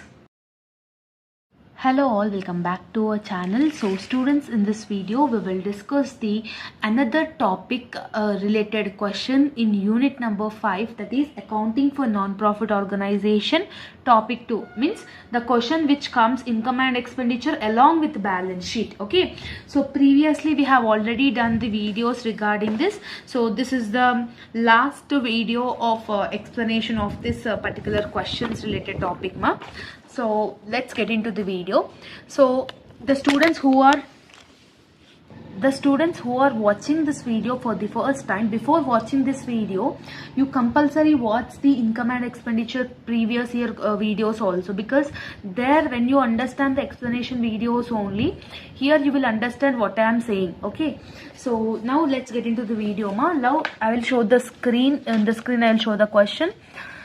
So just make a screenshot of this question. From the following, they are saying everything they have mentioned, assets, liabilities, incomes, expenditure, everything they have mentioned. Along with that, in the adjustment side, they have mentioned that prepare a income and expenditure account along with the balance sheet. Yes, so here in the question, if the capital fund is given, means no need to do opening balance sheet, directly we can do closing. Yes or no? So exactly like that only, we need to understand what is the income and expenditure account. Buildings is an asset, furniture is an asset, books is an asset, investment is an asset. Yes, we should not consider this in the income and expenditure. Salaries we should consider as expenses, stationery is an expenses, general expenses and expenses. Yes, admission fees is an income, other fees is an income, creditors is a liability which is not included, rent for hall. Okay, rent for hall is a income, miscellaneous receipt is an income, government grants is also a income. Fund will not come in income and expenditure, yes or no? So assets, liabilities will not come here. Next, annual sports expenses, they are only saying it as a expenses. We should consider cash in hand, cash at bank. You should not consider in income and expenditure account. Now donations received, donations is a liability, yes or no? Sales of old furniture, when you are doing old furniture sale, either you may get profit or loss. Yes, so now see in the adjustment part, fees receivable, they are saying, what they are saying, fees receivable 10,000, salary payable 12,000, depreciations also they have mentioned. Okay, so whatever the fees receivable means, whatever the fees we are having. Okay, so whatever the fees we are having, we need to add it this 10,000 to that. Whatever the salary payable is there, okay, whatever the salary payable, salary comes under the salary only, no? So for the salary amount you need to deduct this 12,000. Okay, payable, sorry, you need to add this 12,000 to salary, you need to add this 12,000 to the other fees received. Receivable is nothing about received only, no? So just you these two amounts you need to add it in the salary and other fees receipts in the income and expenditure. Remaining depreciations, everything we need to do it. Okay, so directly we will do the answer, So I hope that you have taken a screenshot of the question. Now in the income side, especially in the income side, first what you are having, first you are having admission fees.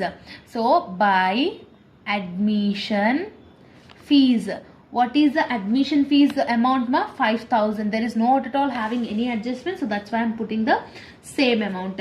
Okay, next one you are having by other fees.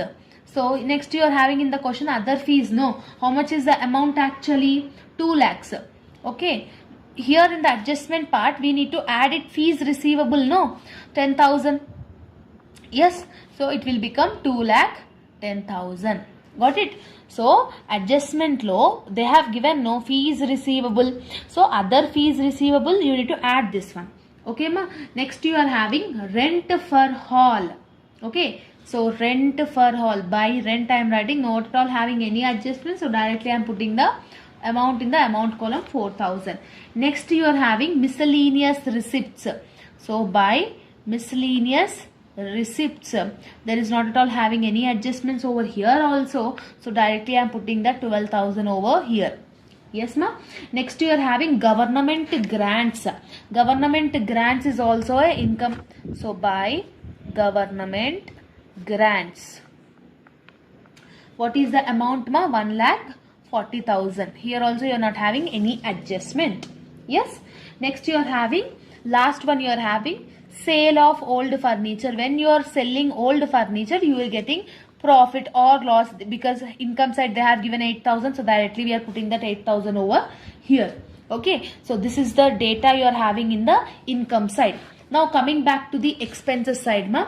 In expenses side, what you are having? Stationery you are having, no? So to stationery, what is the stationery value you are having in the question? 15,000, because there is not at all having any adjustment. Yes. Next you are having general expenses, not at all having any adjustment. So directly I am putting that 8,000 over here.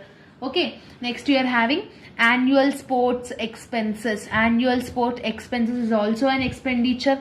Okay. 6,000. Okay. Next you are having salaries. To salaries. So to salaries in the question they have given 2 lakhs. Okay. So next one you are having in the adjustment part, salaries payable they have given, no? So simply we need to add this 12,000 to this. So 2 lakhs plus 12,000 is nothing about 2,12,000. Okay. Like this you need to do it. Next one you are having depreciation. Yes or no? So to depreciation on furniture. First you are having furniture. So 10% they have given ma. So 10% depreciation is charged on furniture. What is the furniture value in the question? 40,000. So 40,000 into 10% if you will do means you will get 4,000. Same like that to depreciation on books. 15% on library books. Library books is 60,000 into 15% if you will do means you will get 9,000. Okay. Next one you are having buildings ma. So depreciation on buildings. So here also you are having how much percentage they have given? 5%. What is the buildings value? 2,50,000. So 2,50,000 into 5% if you will do means you will get that amount 12,500 rupees. Okay. So this is the way to do income and expenditure, as you all know. So everything were over. Now just we need to do the total ma. So highest amount both the sides, either we may get surplus or deficit. So credit side is showing more. So when you add credit side all the amounts, you will get 3,79,000. Yes, highest amount is 3,79,000. I am putting that amount on the both the sides. 3,79,000, 3,79,000. Yes, here if it is in the expenditure side, if we are getting less means that amount is called surplus only, no? So 3,79,000 minus, if you will do all this means you will get 1,12,500. 1,12,500 is the balance carried out. Okay, credit minus debit amount if you will do means you will get the surplus value. Okay, till here it is okay. So after this, in the question they have mentioned the fund, no? So when they are mentioning the fund, no need to do opening balance sheet. Directly we can do the closing balance sheet. Yes or no? So to do balance sheet, what are the liabilities you are having? Creditors you are having, donations you are having. Yes or no? So next to that only you need to write it in the balance sheet liabilities side. Assets and liabilities you need to write it. So donations, how much you are having ma? So donations is 25,000 they have given. Creditors, how much they have given ma? 6,000. Okay, next in the adjustment part, salary payable. Salary payable is also a liability actually. So 12,000. Okay, so this 3 will come here. Next you are having in the question fund. Yes, because here they have given general fund 4 lakhs. Surplus if you are getting means add or minus? Add. So general fund 4 lakhs. For this 4 lakhs, we need to add surplus. What is the surplus amount we have got? 1,12,500. So that will become 5,12,500 will become. Yes or no? Simple. And in the asset side, what are the assets you are having? Cash at bank, cash in hand you are having. Cash in hand is 1,000. Cash at the bank is 20,000. See, according to the question only, I am writing it, ma. Okay. Next, you are having investments. Investment is also an asset, 2 lakhs. Yes. Next, you are having fees receivable. See, salary payable is a liability, means fees receivable will become asset only, no? 10,000. Yes or no? Next, you are having buildings, ma.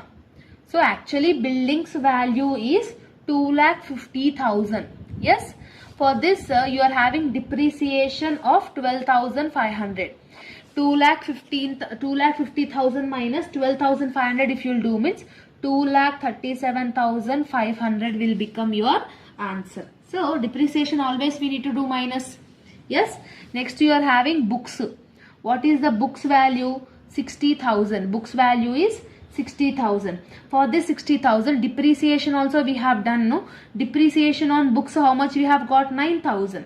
So 60,000 minus 9,000 you will do means you will get 51,000. Yes. And the last one you are having furniture, ma. So what is the furniture value? 40,000. For this depreciation we need to do minus. So 40,000 depreciation we have got 4,000. 40,000 minus 4,000 it is 36,000. So this is the way to calculate your balance sheet. Now simply what we need to do? We need to total your balance sheet. Everything, liabilities and assets should get tallied. Okay. So now I will do the total, ma. So first I will do in the liability side. So liability side 25,000 plus 6,000 plus 12,000 plus 5,12,500. If I will do means 5,55,500 will be your answer. 5,55,500. So here also you should get the same amount, ma. Okay. So how you will get that amount? What are the values you are having over here? 1,000 plus 20,000 plus 2 lakhs plus 10,000 plus 2,37,500 plus 51,000 plus 36,000. Okay. So here also you are getting 5,55,000. So this is the way to calculate income and expenditure account along with the balance sheet. Okay. So when they have not given the opening, when they have given the capital fund, no need to do the opening balance sheet. Directly, if surplus you are getting means add it to the fund. Either it might be general fund, capital fund, tournament fund, anything. Okay. So I hope that you have got clarity. If you are having any further doubts related to this subject, related to this video, let me know in the comment section. All the very best for your examination as well as your preparation, and all the PDFs are available in our channel. Now I'll give you one homework question, ma. You can practice this homework question. So here you can see the question. Just pause the video and take a screenshot and let me know your answers in the comment section. Okay. So this is the first homework question, ma. Definitely practice and let me know the answer. Okay. Surplus or deficit, or what is the balancing amount. So this is also another question. 2 questions I am giving as a homework. So just practice these 2 questions because this is the previous year question papers questions, ma. Practice this. Here fund is given, only closing balance sheet we need to do it. Here you can see, here fund we are not seeing. So opening balance sheet, closing balance sheet, you need to do it over here. So I hope that you have got clarity. All the very best. See you all in next video. Bye bye, students.